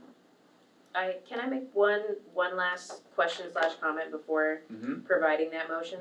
So if there was a release, the responsible party would be held accountable to, like, addressing that and restoring it. Right, Yes. yes. So, I mean, that's clear, that wasn't yeah, the concern. okay. I think there's concern of what damage would be done. that Yeah, is in that not hour. Retrievable.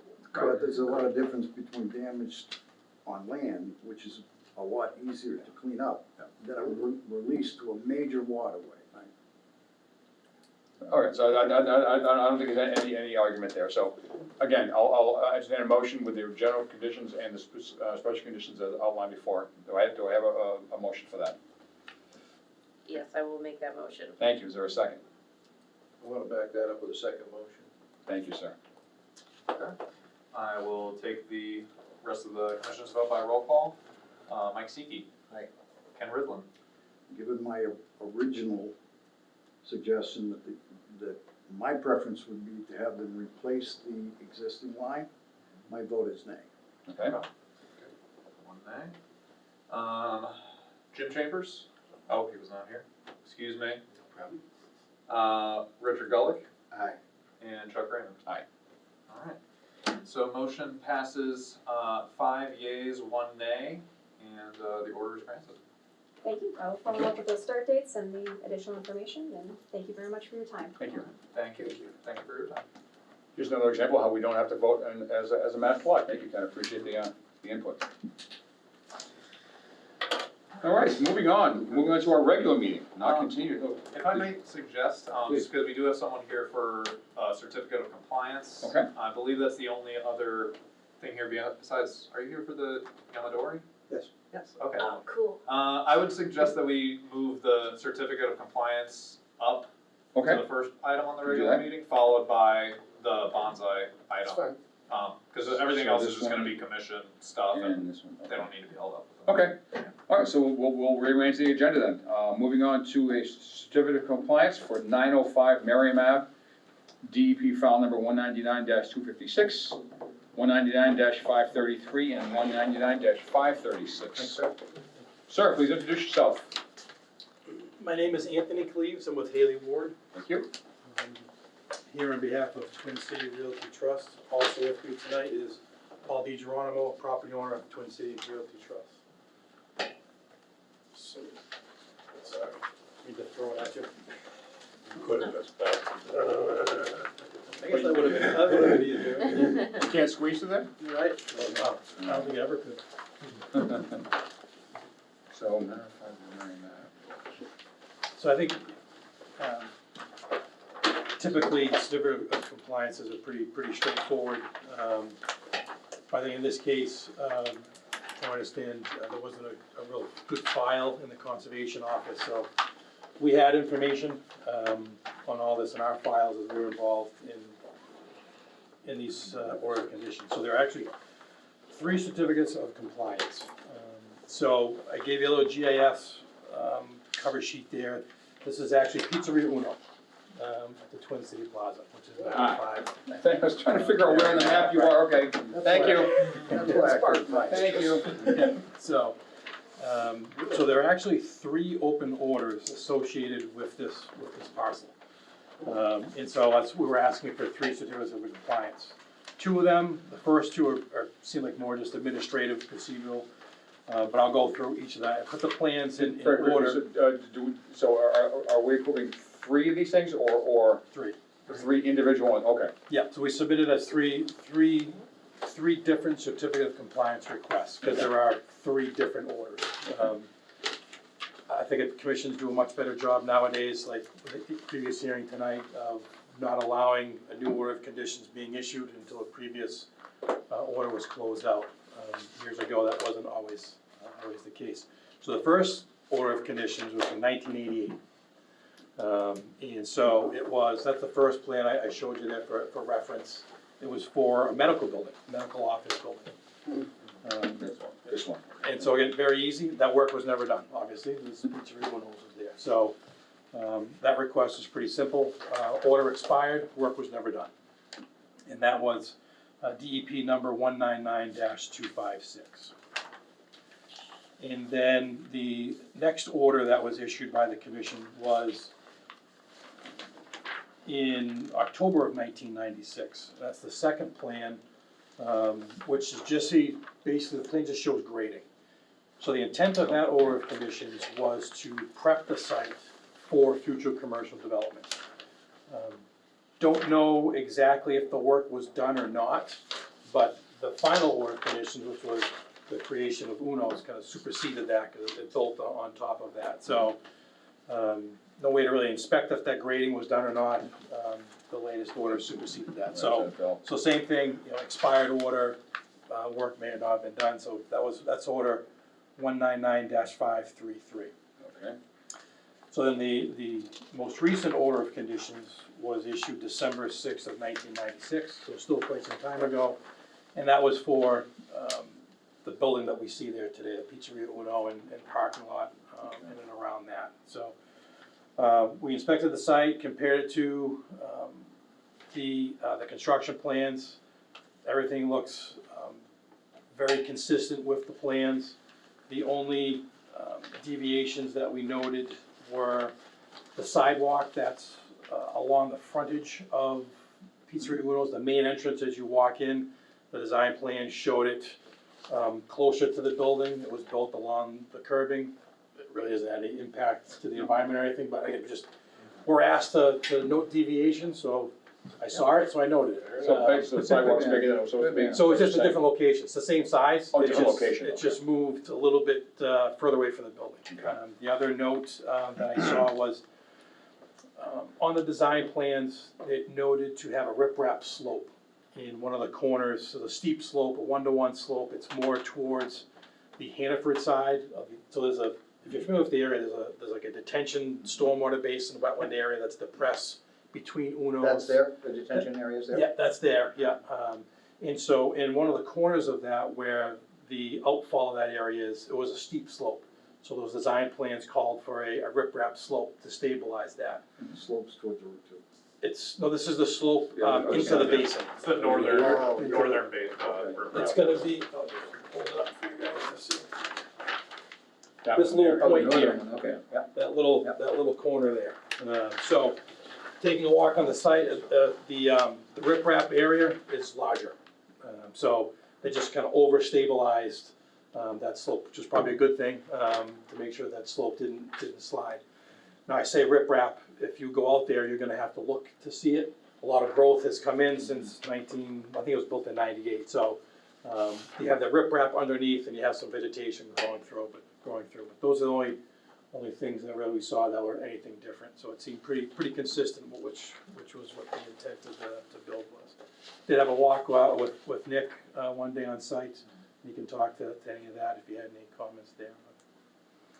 But that's, Nick, any comments on your part? No, I just, everything that Anthony presented is, accurate. Like you said, the only difference, I observed the sidewalk is different than on the plans, and the riprap, there's more riprap, but beyond that, it seemed to match up pretty well.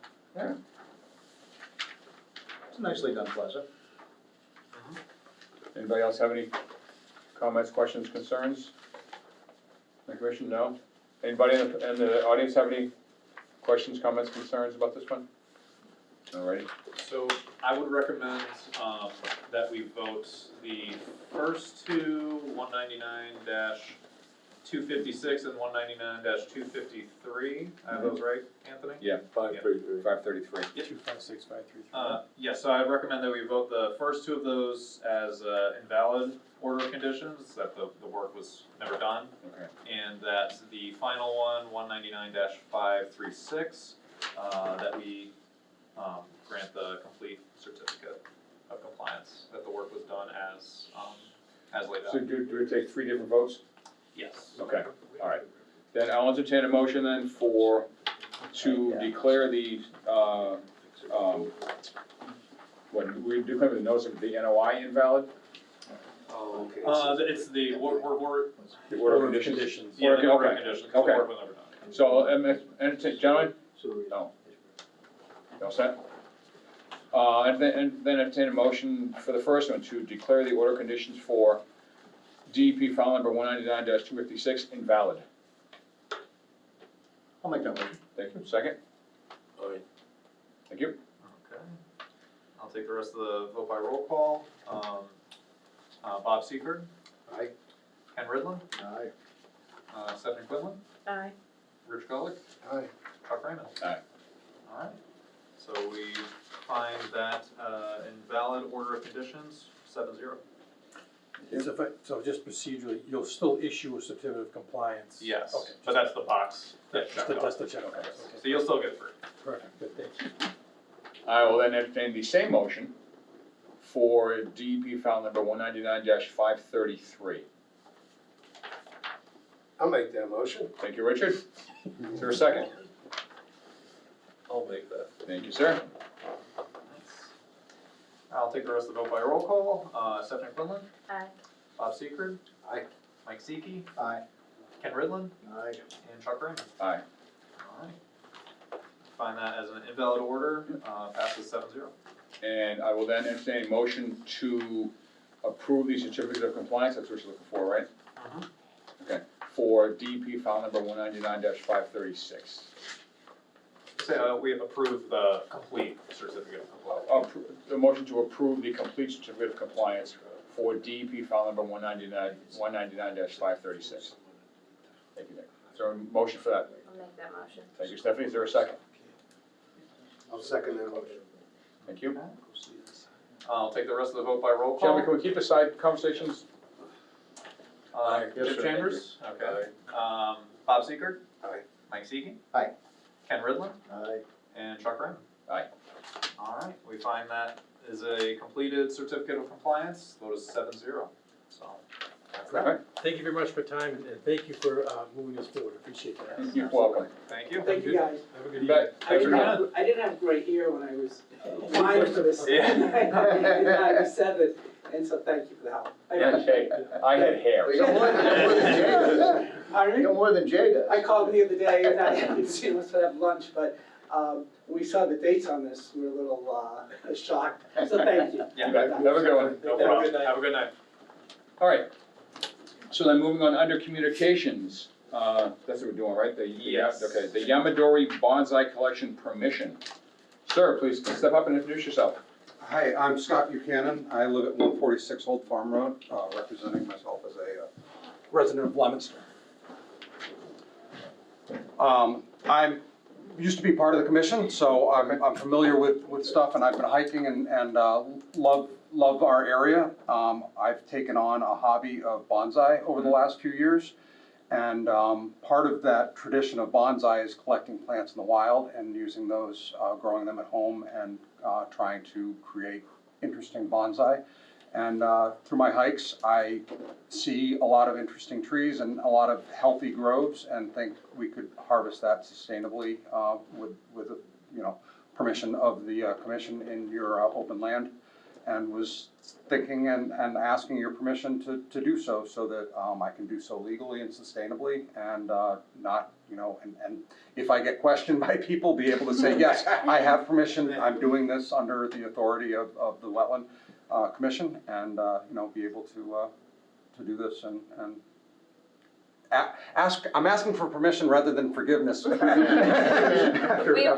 that. Yes, always preferred, yeah. Could I ask a question? Sure. And this is just for your hobby, not for commercial purposes? Correct, this is just hobby. I don't know, I'm not planning on harvesting a lot at all. I have a few plants already. I bought a few, and it's more just to be able to say I have something local and get, part of the fun in my eyes is creating different age of trees and stuff, and seeing that I'm new to the hobby, I don't have stuff that's very different, and being able to harvest something that's 5 years old to counteract some of the young ones that I have and have different thicknesses in a forest growing would be more dynamic and more interesting. So.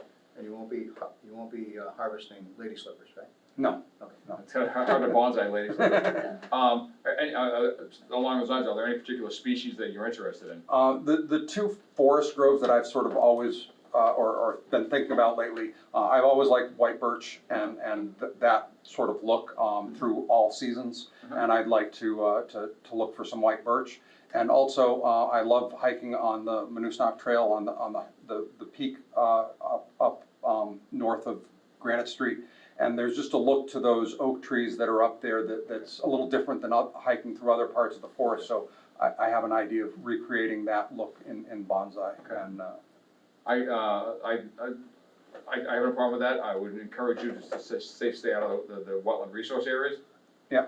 And also, if I can talk you into harvesting, getting rid of all the foreign invasive plants, you're more than welcome to take those wherever you find them. Not weed bonsai? So you get some wing euonymus bonsai, it would be awful nice. But all joking aside, I find no problem with this whatsoever. Anybody have any? Great hobbies. Great hobby. What's your background? Hold on, Rich had his hand up, go ahead, Rich. Questions, the gardens you're building for your use in your home? yes, this would be use. It's potting. Bonsais are always in pots, so this would be a potted plant. I wouldn't be introducing it into the ground, except maybe on some scale to try to be. How large are the gardens you're building? The pots that I'm using right now would probably be stuff that I could manage moving around without hurting my back. Without calling a neighbor to help? Without calling a neighbor to help, I won't be knocking on your door to move stuff. But for the most part, it would probably be within like 2 foot What would square. be the tallest of the plants you would harvest? That's kind of hard to say. I've been thinking about this, what kind of questions might I get, and that's one of them. I'm not going to be looking to harvest big established trees by any means. It's stuff that you can bonsai, but stuff to bonsai, having some girth to it can create some interest. So if it has, something that maybe up to 10 feet tall, but thin and spindly, but some interesting base to that, I might consider it. And the other question that I thought might come up is, are you going to harvest it right next to paths, or are you going to be, taking away from what people are enjoying? And sometimes there's interesting stuff right next to the path that's been trimmed and beaten on, stepped on, and that creates an interesting gnarled plant. So maybe I would, because it's just there getting trotted on. People have to trim it and to create the path.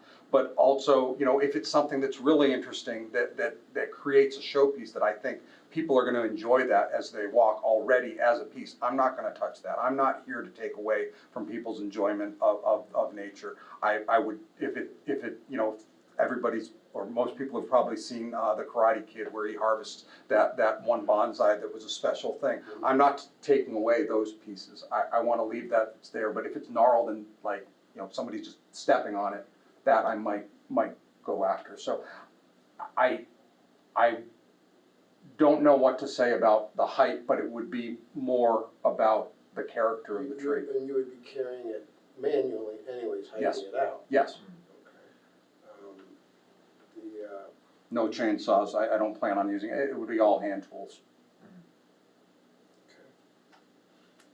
What do you think the maximum number of trees you'd harvest in a year would be? I'd be looking for, you know, each planting, a forest would probably be no more than 20 trees, and those would be fairly small type of thing. So likely no more than 20 in a year. Now, when you say small, I'm picturing like this, but it could be bigger. Sometimes you harvest a tree that will be quite tall, but you trim it down as you pot it up so that the root system can keep the tree going. And sometimes you let a tree branch out and grow for a while to increase the girth, to get it to have some interesting character. So it's really hard to define that well. I would say if you are on the off chance harvesting something next to a path, I assume you're gonna be digging these out with a shovel. Mhm. If you're gonna be along a path, please fill that hole in. Oh, absolutely. Can we get you certain feet away from the trails? If that's what you need to, but I also, part of it is cleaning up some of these ones that have to be trimmed regularly or people are tripping over. Sometimes that gnarled, interesting growth that people trotting on can create an interesting bonsai and it actually helps the path. So, you know. The steward, That's the up to trail you. stewards keep the paths clear. Your stretch you're talking about, I'm the steward for that Yeah. section. Yeah. So I keep it clean. So would you be okay as a trail steward then with him on occasion taking something along a path, but filling the hole in? I am. I get tempted myself, because those ferns look lovely, and I love ferns, but I haven't done so yet, because I wouldn't want to necessarily be asked why I'm taking it. Oh, and you're a commissioner too of the county, yeah. I would recommend you take our permission slip or whatever it's called I absolutely would. with you in case the steward like me comes along and asks you why you're digging there. Because you're Absolutely not would. supposed to remove something, Yes. technically. Sure. I did read your request letter, it was very detailed. Very conservative, if you guys read that, in terms of the restrictions he's suggesting for it. So we would take that letter as part of this. Right. If we move forward with permission. Did you happen to check with the trail stewards, not just me, but with Dick O'Brien, to see what they would think of this concept? That would be my only hesitation, is simply to have their involvement as the folks who are responsible for the trails. Now, there's plenty of trees cut along those trails. I go out on the weekends when we cut them. They're going out Saturday, they're gonna cut piles of them, they're gonna pick up at least the ones that are falling down or what's already down, so. There's lots of plants, there's plenty for you, so that's not a concern. So how would we work it, so obviously he's not here for an order of conditions. Right. He's here for, are you here for an actual formal permission to do this, or? Yes. Okay, all right. I would like to have a letter or something Okay. with me so That's that fine. if anybody questions, That's fine. So I can if prove that. So if the letter that you sent in requesting this, we can attach that to the permission that we give him. Right, I was imagining just sending out a letter, taking note of any conditions that we apply to this, and just sending that in a letter form to him. Are there areas of the Blue Trail, the Moosneck Trail, that aren't under our jurisdiction? Yes. There's blocks, and I put a map in what I sent more recently. We can only authorize it And in I'm city only property. asking your Leominster open space lands, and I know how to read a map, I'm very adequate at that, and if I can question that, then if I question where I am, then I will not collect in that North area. Hill is different conservation group, right? There's also stuff that's national forest out there on some of that, and then there's some that's just, State not, forest as well. Is national forest? sorry, state forest. Oh. If you get over the hill and, Yeah. once you get to the other valley. Yellowstone. Let's go Devonsburg. And then there's also a lot of private property here and there that overlap that So you area. have to do this only on city property? I would, That's yes. outside of the Okay. jurisdiction. Fair enough. Yes. Tim? Just for my own clarification, is there a supervisor of the forest in Leominster? For city-owned conservation land, we are the ones in charge of managing it.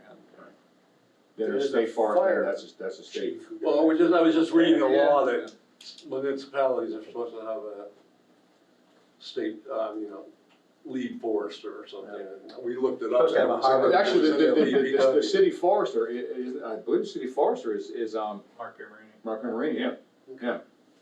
And then we're responsible for the town-owned lands.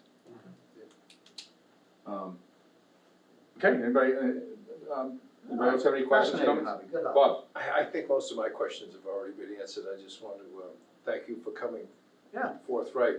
Absolutely. Which is a big plus, 20 trees a year, I think we can do that. Come back with one of your forests. Yeah. Absolutely. Yeah, and I was gonna Absolutely. say, if you know, feel inclined to Yeah. share any photos, I would love Yeah. to see, Yeah. what you're doing, I think this is really cool. I was gonna ask you about replication, but I think just from what you told me, I know you're gonna do a good job. You could make him plant as many trees as he takes, so. You know, I'm bonsaiing rosemary plants. Oh, excellent. Yeah, I tried starting some last year. I think I killed them over the winter, but. Yeah, they come up nice into a sweeping. Yeah. All right, so moving on then, so, what do make a motion to approve the commission? What do I do? Yeah, make a motion. Might as well, I guess. Yeah, I guess. Approve the, yeah. I'll then make a motion, ask for a motion to approve and provide Mr. Buchanan. Buchanan, permission to do the, Like a letter. letter permission to collect, his bonsai specimens as described in his letter and with the, And we'll copy Mark Piermarini, so. Yeah. Any thought of asking trail stewards, who are responsible for the maintenance of these trails prior to making this decision? Do you need to do this within the next 2 weeks? No. Would it make any difference to you if we held off 2 weeks? No, I probably wouldn't be collecting until snow melts throughout everything and I can identify the trees better. Bob, do you Species. questions? Just to cover our hindsight, whatever we wanna do it, maybe you're gonna already do it already. Can you take pictures of your trees Yeah. that you do take, Yeah. just for record if somebody That's good. comes back at us? Location and trees. Yeah, I like that. An inventory.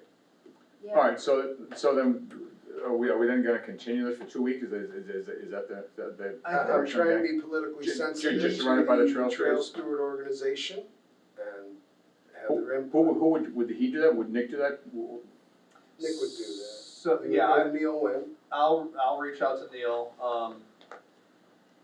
his knee's coming on. So I was gonna suggest maybe, granting this permission minus the trails, and then I could follow up with the trail stewards and ask them, and then after I ask them, then I'll draft my letter. And if they have a big no, then we'll take it back. So, If they have a reason we haven't thought of. in the scenario that the trail stewards aren't okay with it, maybe we attach a condition, you know, it has to be minimum 10 feet from the trail. Yeah, it's right, they may have something like that, Yeah. yeah, all right. Yeah, Dick O'Brien, and then he'll go to Dick O'Brien and he might have something to say. I'd like Okay. to get their input, not just bypass it, Yeah. make sure we keep that good Okay. relationship. So then, Yeah, so it's It just, won't affect Mr. Buchanan. I can come in again if there's questions or further stuff. I have no. so yeah.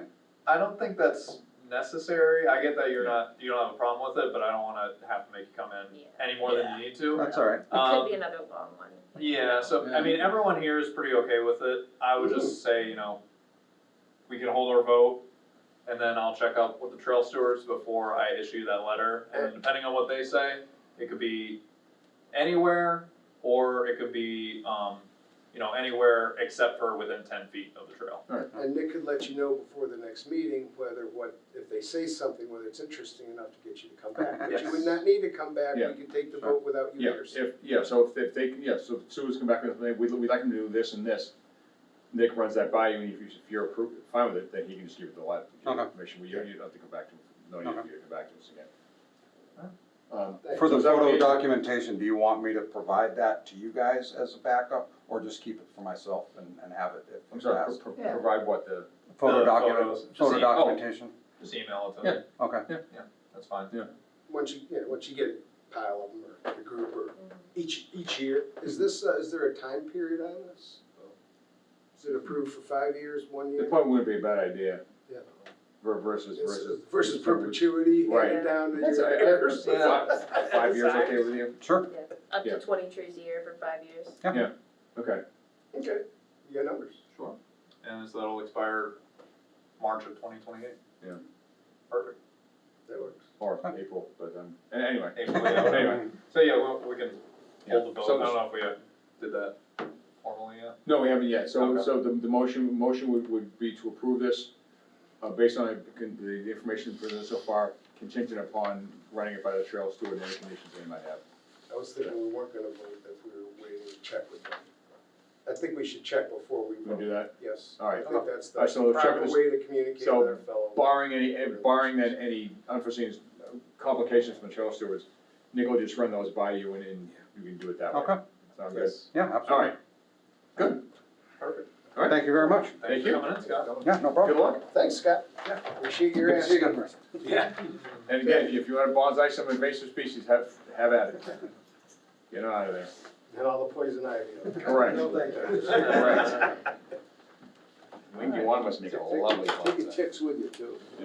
All right, going back to the original. Yes. Folks, were you here for a specific reason, or are you just like Concom fans? No, we're on item B on the regular meeting.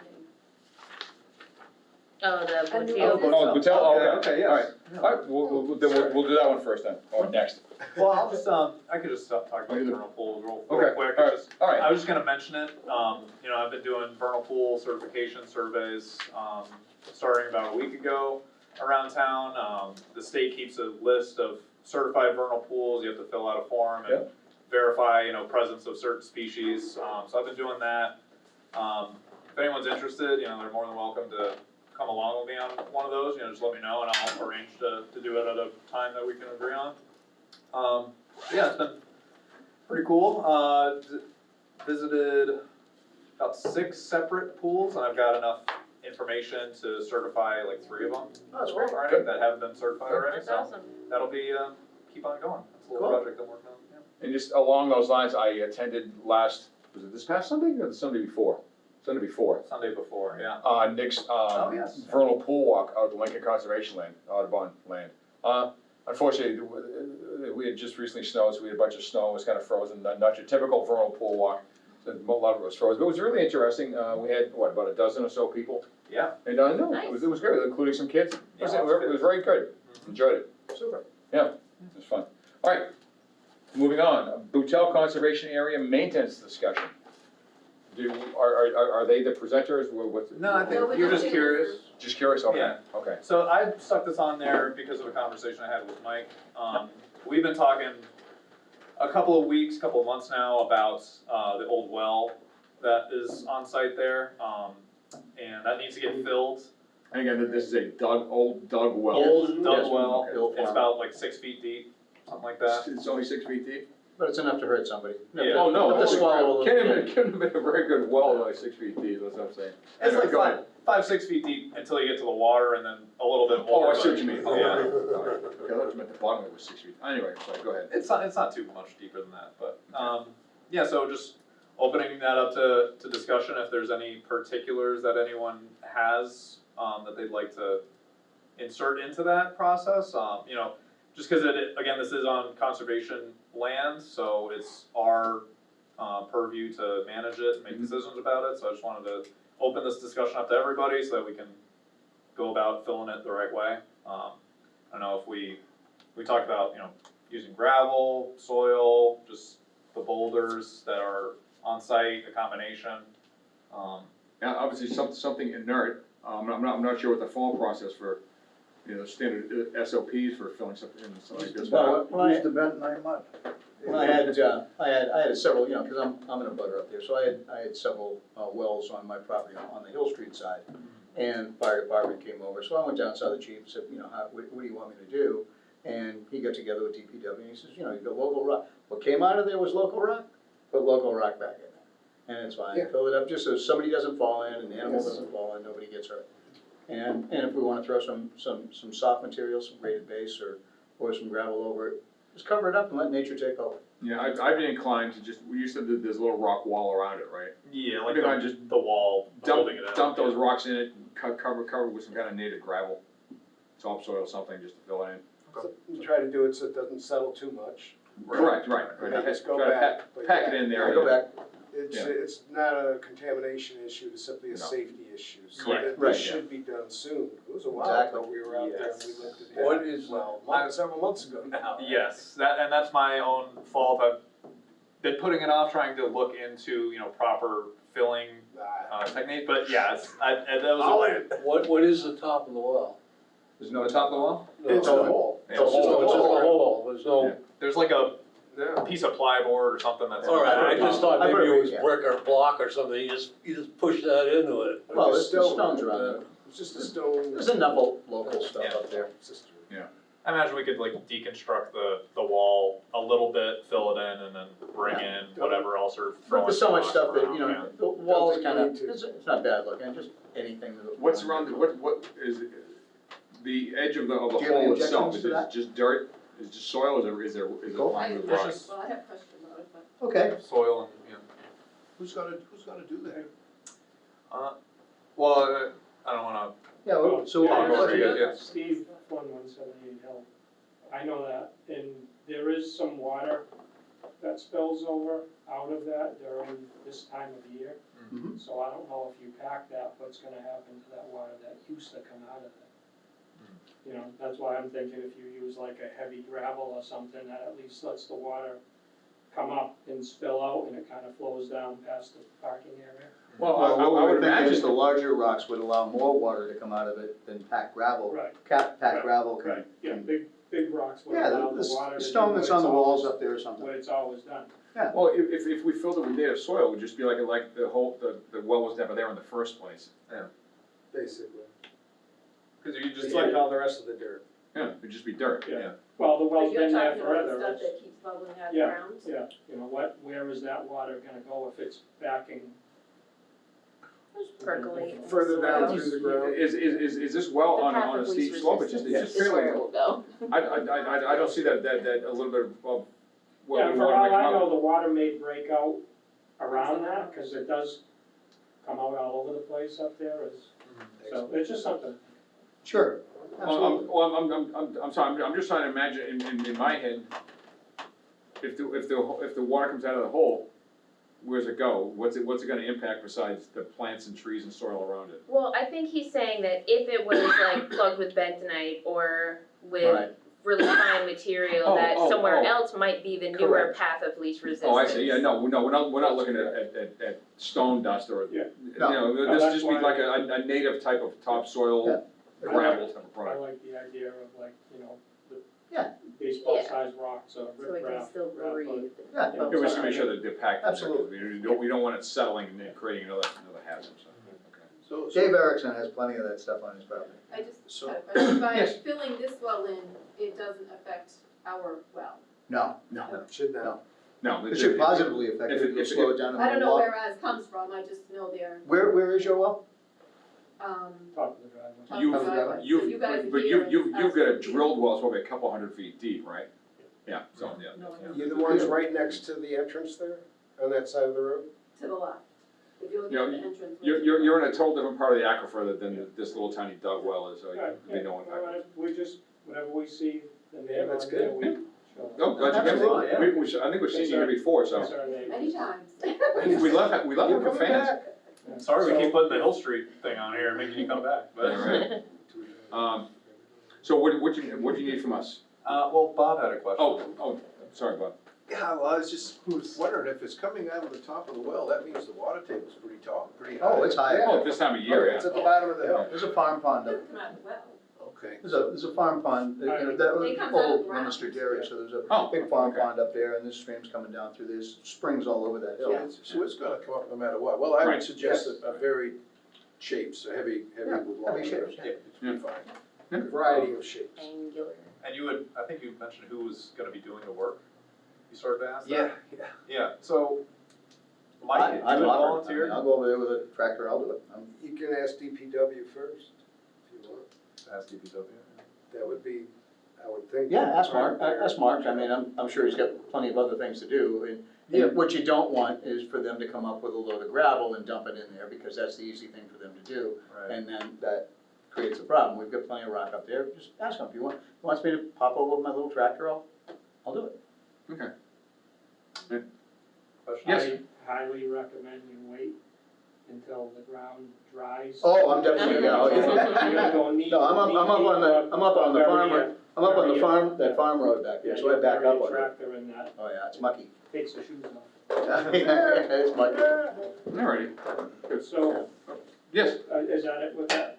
Before we move on, there was a tree up there that suffered quite a bit of, well, a couple trees. The pear tree in the parking lot. There was a couple widow makers that were totally detached. I took those down so they didn't hurt somebody. Yeah, I saw you do have a that. fairly substantial pile that I'm Yeah. getting chipped up. I just. No, that's I thought that's it was the mainly. right thing to do. No, it's the right I thing to didn't do. wanna touch the one that was hung, but. Thank you. Yeah, that's called perfectly volunteer fine. trail maintenance. Did you see that, pear tree that split up there? I haven't been up there recently. Yeah, Oh, in the last storm? Is that what happened? it's a big branch, we should probably get it out of there, and again. Yeah. If you want me to just cut it up, I'll do it. Trail stewards have a lot of work this year. Oh, I'm I sure. bet. To the list. I bet.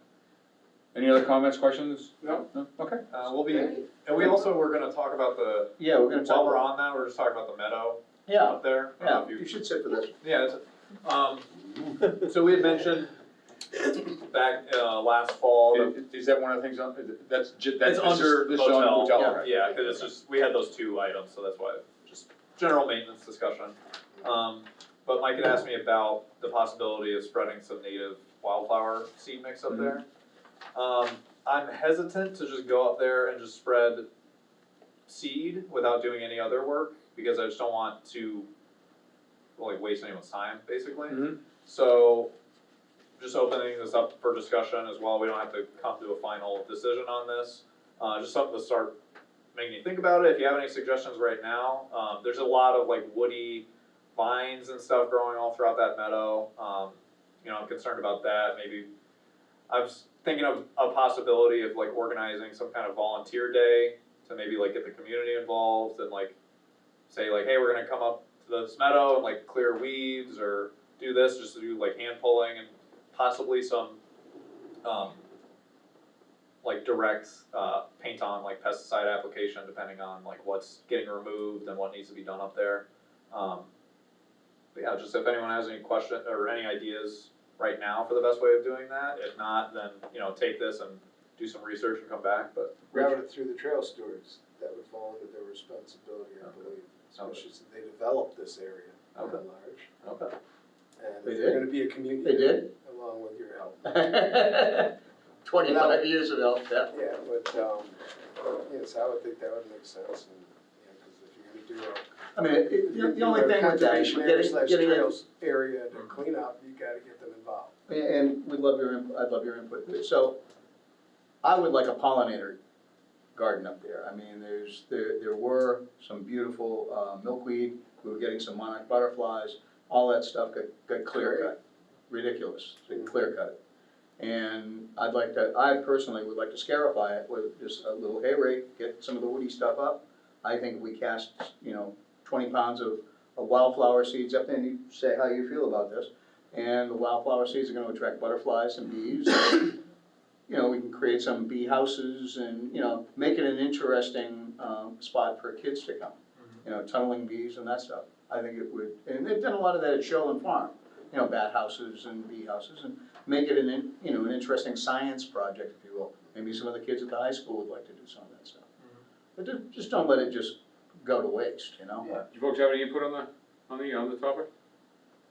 I mean, the only thing we see is at the end of the summer, the field where the parking lot is used to be beautiful lady slipper, I believe they Yep. call it, those white.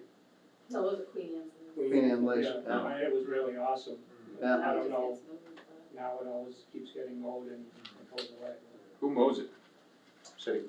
I think DPW, yeah. Some of the And they were neighbors. gonna mow the meadow, at least that was the original plan. It would make sense. Some of the neighbors to- mow it? They're mowing it to keep the forest from growing back in, is that why they're mowing it? It was originally for environmental purposes. I'm not gonna speak on their behalf, but I would recommend that we get someone from the trail stewards to come talk about this. If we're gonna start deciding how to manage this, and I'm behind your idea is no problem. Yeah. We should have the trail stewards involved, whether we accept their advice or not's one thing, but we should at least ask them. Absolutely, yeah, absolutely. So, Jim. please reach out. Thank you. Meadowland habitat for animals. Mm-hmm. You're gonna run a tractor right through it and Well, for meadow management, everything that I've seen so far, I'm no expert by any means, but everything that I've seen recommends regular mowing schedules to Yeah, maintain it, but keep it mowing, forest yes, succession. yeah. But you know, for They do skunk- control burns for meadow management. Yeah, So, and there's such, control burn up there. No, I'm not Rachel saying, twice. but I've been on controlled burns for endangered species wildlife habitat. Yeah. So, Massachusetts? yeah, down the Cape, for sparrow. Forget the name of the sparrow, but White- yeah, some white grassland throated. sparrow or something like that. Yeah, Not white white-throated. throated. No, it's not white-throated. Anyway. Well, I have experience with landfills. We have to mow landfills Mhm. only once a year because we have to allow for the prairie meadow birds to, Right. Yeah. so that's why I was asking. Okay. about- So who is leading this concept of how this new area is gonna be managed? We are, right now. Supposed This to be is us us. trying to, Okay. this is us trying to figure it out. Maybe one of our commissioners with a particular interest, doesn't maybe live too far away, would lead that effort. I've offered, and I mean, yeah, I would support that, Mike, if you would just lead this effort and, I mean, communicate yourself if you want with Yeah, Neil or Dick from the and I'd like trail to get stewards. the help of the And get neighbors. yeah, and get a little plan for this, cause right now I'm feeling it's a little disjointed. Yeah. You know, originally hearing some things from the trail stewards, then there's a change of it, and I'm still not quite sure what we're doing with it. Yeah, no, we go, the goal, the idea is, okay, what are we managing for? Right, And then, okay, then what do we need to do to manage, to do that? now, what's the goal? So What's is the mowing vision? is part of it, might be part of that, burning, not burning, but mowing might be part of that? Yeah. So it depends what we're managing for, so. And the flora species to accommodate the wildlife. Correct. Okay, so what, do we, this is just a conversation, we're not looking for. Just opening up the conversation, I'll be in touch with Neil, with the trail stewards, and, yeah, you How talk with. Please, Mr. Mike, about, how about this, could you call a special meeting and invite the abutters up there that might be, maybe some will come, they're interested, maybe some won't. Sure. I know Dave Erickson and Amber would love to come, I'm sure these folks always show up, that they'd like to come, get a group of the abutters up there and take some ideas from I the people that have been living there. I think this is a wonderful opportunity to make this a public engagement opportunity and get the, because what I care about in North Leominster by the train station, doesn't really matter. Right. It's the people around there that love it and use it. Yeah. And, you know, and it's their voices also matter. very easy now that they've done a wonderful poster board there, is have the meeting right there, put a poster up. Any interested walkers? Let's call it a site visit as opposed to a commission meeting. Right. Let's correct. just have the legal thing. Correct. And Let's you can get some go ideas and get some invite Neil consensus. and Dick and these fine folks and have a little powwow. It might be pertinent to make it an open meeting anyhow, because especially if there's a quorum of us meeting and we're gonna be making decisions, we might, But be there required are to- decisions that are, But there's no state regulation. there's nothing on it. Yeah. There's no notice of intent to, we're acting. right, that's true. It's our Yeah. own property, so we Right. can do as we wish. Yeah, and actually, I personally think the driving factor here is what do the abutters and the people that use it wanna see? Yeah. I think that's key here. I think we wanna see wildlife and birds and bees and that stuff, don't I can do without bees, bees and I do not get along. Well, But butterflies and birds, But they are critical if you wanna get They are those, if you critical. wanna get they those, are, you wanna get those apple trees pollinated, yep. need the bees. Okay. Alright, good. Yeah, so I'll reach out to the variously named parties here and, yeah. Alright, Get it going. thanks, folks. Thank you. Thank You you. betcha. Thank you. Have a good night. Moving on, spring wildflower hike on April 27th at Johnny Appleseed State Park. Nicholas. Yeah, just a quick plug Yeah, there. Doing another, public hike for, free for anyone that's interested on April 27th. That's a Thursday. Freelance. Gentlemen, gentlemen, can we keep the side conversations done, please? Thank you, appreciate it. Go ahead, Nick. Yeah, so the next, public hike for everyone's gonna be April 27th. That's a Thursday, so it'll be an afternoon hike. probably starting around like 4:30. I haven't decided on that yet. But with the general theme of spring wildflowers, I've never been to that particular area in the springtime before. I've been told So that you have there's no idea what you're in for. I've been told that there's some nice spring plants to be seen down there. Okay. So we'll see about that. But it's a really interesting area anyway. You know, with the old dam down there. Mhm. Lake Leominster used to be Yep. like cover that whole area. So it's all like kind of youngish forest within the last like 120 years. There used to be an amusement park down there. Yeah, yeah. And there's one of the new vernal pools that I'm going to be certifying is down there. I heard some wood frogs there this morning. So, yeah. Lake Leominster? Yes. I've never heard that term before. So have you seen the dam down I there? have not. Go to this walk because you're going to be impressed Alright. with the dam. It's a very big dam, and you can see the like where the old impoundment was with all the So it's a big dam with no water? Yeah. Huh? It's breached. breached. What happened to it? Oh, breached? 1936. Ah, Cool. interesting. It was like massive snowstorms and a lot of snow melt, and it Wow. pushed it all through. Cool. What's the date? What's the date? April 27th, Thursday. Thursday. I'll be sending out promotional posters and Cool, have fun with that. That sounds cool. I You gonna be around? I will try. Florida. Well, I know. there's plans. Okay. All right, good. Anything else for that one? That's it. Okay. Moving on, Hillary Road drainage issues. Yes, so I might have spoken with some of you to individually mention this, but this has been an ongoing thing for the last several months. There's been, some of the residents on Hillary Road have complained about increased flooding in their yards and their basements. And they're claiming it's as a result of all the work getting done up on Harwood Terrace that was permitted by this commission just about a year ago. I'm just gonna look up what this is, go ahead. Yeah, it was like last March.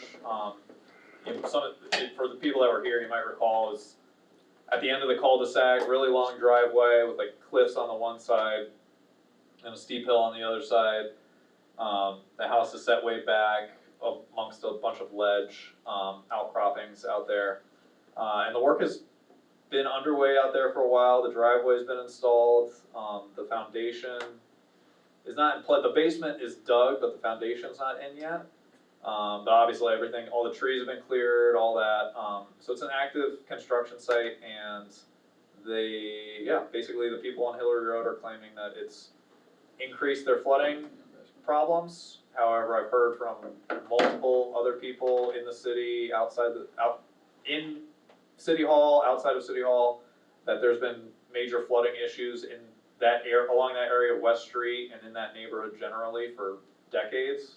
Apparently, every time it rains really heavily, that section of West Street gets closed down because it just gets covered in water.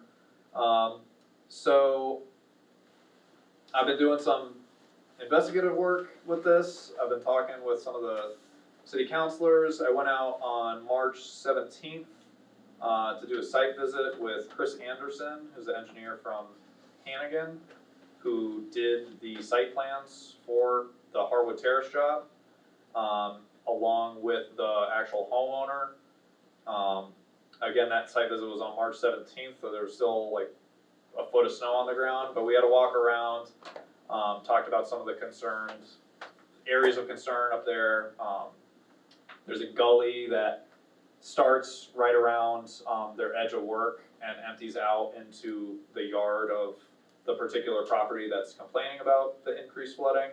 So we're looking at that, possibly putting in there was talk of, putting in some check dams along the gully to try and slow some of that flow, possibly putting in a rain garden, possibly rerouting some of that water so that it doesn't go down the hill right where the house is, but gets carried further down the driveway where they've already installed riprap and some, piping to get what was coming down off the cliff to go under the driveway, and just like rerouting it to all that water.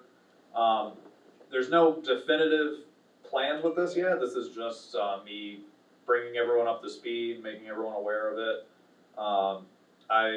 As a result of that site visit on the 17th, Chris Anderson said that he's going to be doing some analyses and looking at the site and coming up with some possible mitigation plans like I said, with possible rain gardens, check dams, things like that, but he's not sure what they're gonna settle on yet, but he's gonna be in touch with me as they work through that. What number, Hillary? It's 32. Yeah. I think I went on this site visit You did. a couple of years ago, Oh, really? I think. There was a couple of site visits last March. No, but I was there. I might be confused, like, because it was with Angela, Yes. Yes. the site visit I went on, and as I recall, the only wetlands in question were the wetlands like right by the road. Everything else, especially with the beginning of the driveway, everything else was up the hill and out of the wetlands. So, but apparently, obviously this is drainage, theoretically drainage from that property down the hill. Yeah, because the wetland that brought this under our jurisdiction was this, there's a small intermittent stream running That's what it was. between where the driveway is now and behind the houses on Hillary Road, and it actually flows into, there's an empty lot just northwest of the house in Yeah. question on Hillary.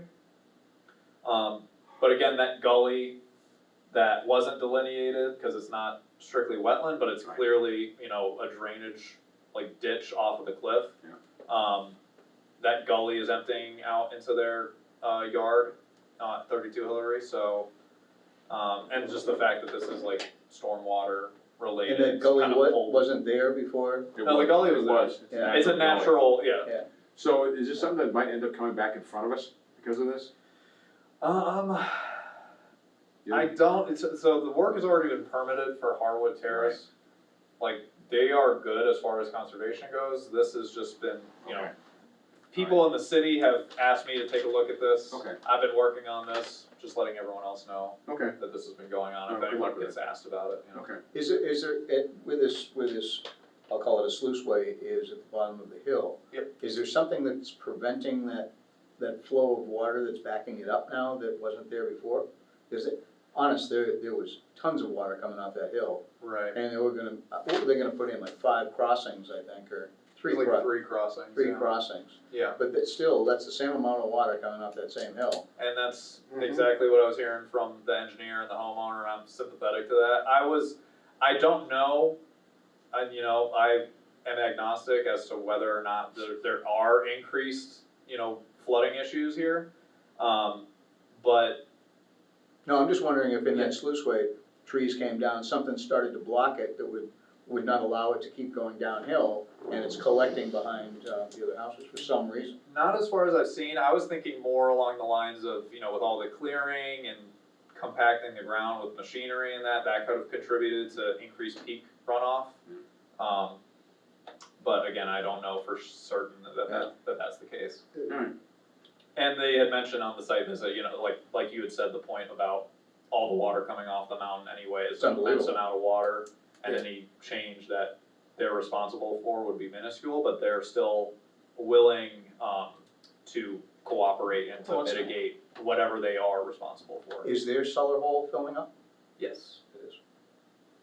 there's water. That doesn't surprise me. So we can neither, Yeah, okay. we can neither prove nor disprove whether there's been an impact from this, is my guess. Yes.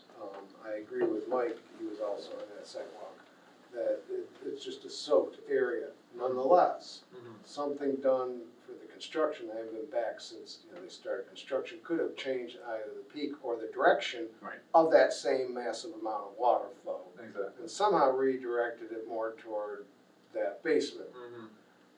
I'm not suggesting I think that's the case. It's because possible. There was so much water. Yeah. Coming down that hill, it's like, what could we do that would make a difference? I don't think that what do you call them, check dams or something? That's what they, yeah, that's what Like they. to hold water back? Just to slow the flow, they said. Yeah, well, that would, to me, would be more of a, like a sediment issue. This is not a sediment issue, this is just a volume issue, that water's still getting down the hill. Right. You can't Yeah. store enough of it to make any difference in a big storm. Right. So, but you mentioned, them looking at how it's directing, maybe something there could improve it, might affect somebody else though, so. Right. If they were gonna redirect it, it would be flowing into that intermittent stream that was mentioned before, and that, like I said, empties out into an empty lot that's adjacent to them, that's already Is very wet. that was part of the lower wetland, so that they can direct it into a stream, and will that be better? You know, whatever they do, consult with the owner who's complaining, so that they can have some input on it. Because they're not gonna, they may still be wet, and we're not gonna get them a dry basement. Right. And they may have been wet before too. That's Understood. part of it, yeah. Yeah. But something that Chuck had mentioned, so this isn't coming before us as of right now, but if, after Chris comes back with some plans, if they are gonna make some changes, that would be attached to the order that we did, so they would come to us as like a modification. That's So we fine. could That's what I was potentially getting see at. something with it, yeah, but, Okay. not as of right now. All right, good. Well, in the interest of time, I'd like to keep moving. Yep. Next on the agenda, unless I'm missing something, National Grid Potential Solar Project. Yeah, so National Grid, has contacted me and different departments in the city. They're really big on public feedback, for their project, so they're looking at putting a solar array right across from Walmart, on 117. Walmart, one of the roads running alongside of it is Old Mill Road, so it'll be across Old Mill Road, right along an existing utility right away that, National So Grid between maintains. Walmart and 190 then? Yes, Sure, yeah. Okay. Isn't it Liberty Commons or? It's a forested lot right now. You know, right when you come through. Jungle Road. All right. Yeah, you're coming, Well, you said Mill Road, so I was thinking, it's, Old Mill Road has got Liberty Commons on it. it's like right it's not that parcel on the corner of Jungle Road and Old Mill Road, but it's the next one down Old Mill. So it's pretty close to that corner, but not exactly.